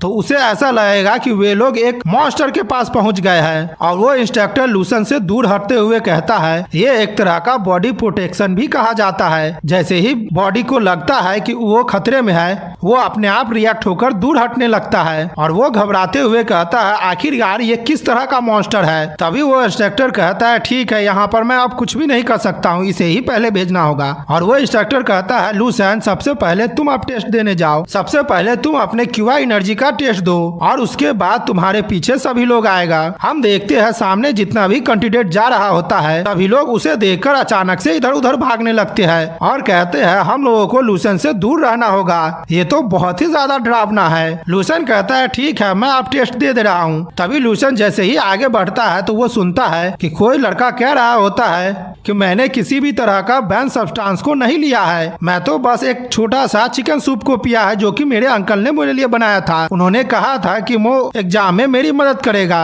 और हम देखते हैं एग्जामिनेशन का स्टाफ उसे खींचते हुए बाहर ले जा रहा होता है। वो एग्जामिनर कहता है, मैंने तुम लोगों को पहले ही वार्न किया था कि अगर तुम लोगों ने यहाँ पर किसी तरह का बैन सब्सटेंस को लिया है तो तुम लोगों को जल्दी ही बोल देना चाहिए, लेकिन तुमने ऐसा नहीं किया था। अब तुम्हारे पास कोई भी मौका नहीं है, तुम्हें जनरल एग्जाम से निकाला जाता है और 3 सालों के लिए तुम इस टेस्ट को नहीं दे सकते हो। हम देखते हैं वो लड़का कहने लगता है, मैंने किसी तरह का चीट नहीं किया है, मैं इसे एक्सेप्ट बिल्कुल भी नहीं कर सकता हूँ। एग्जामिनेशन हॉल का स्टाफ उसे खींचते हुए बाहर ले जाता है। तभी दूसरा इंस्ट्रक्टर कहता है, इस कैंडिडेट को नहीं पता था कि कैसे काम किया जाता है। यहाँ का रूल तो ये कहता है कि वो 3 सालों के लिए एग्जाम नहीं दे सकता है, लेकिन सच बात तो ये है वो अपने जिंदगी अब पूरी तरह से ही बेकार रहेगा और कोई भी मार्शल आर्ट यूनिवर्सिटी उसे स्टूडेंट के तौर पर एडमिट नहीं करेगा क्योंकि उसने एग्जाम में चीटिंग किया है। तभी इंस्ट्रक्टर कहता है, अगला बारी लूसन का है, तुम आगे आओ। दूसरा इंस्ट्रक्टर कहता, ओ तो तुम लूसन हो, जल्दी से आगे आओ मेरे पास। हम देखते हैं लूसन अचानक से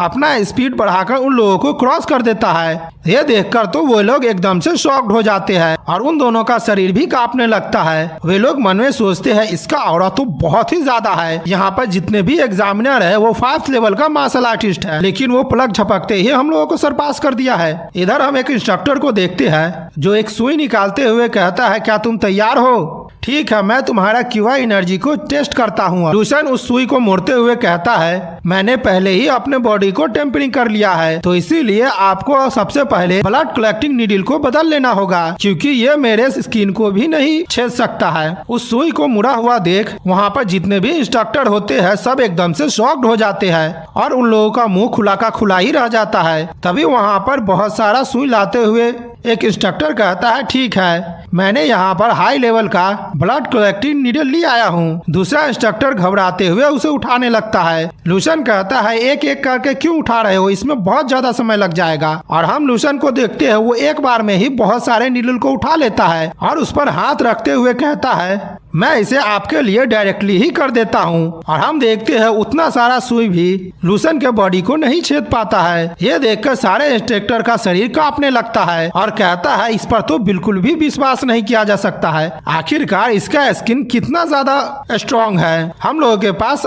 कोई भी मौका नहीं है। अब हम लोगों के पास हायर अथॉरिटी के पास जाना होगा और उनसे पूछना होगा कि हम लोग इसे कैसे करें। तभी दूसरा इंस्ट्रक्टर कहता है, लूशन तुम आगे की तरफ जाओ, सबसे पहले तुम अपने कॉम्बैट पावर को टेस्ट कर लो। लूशन आगे की तरफ बढ़ते हुए कहता है, ठीक है।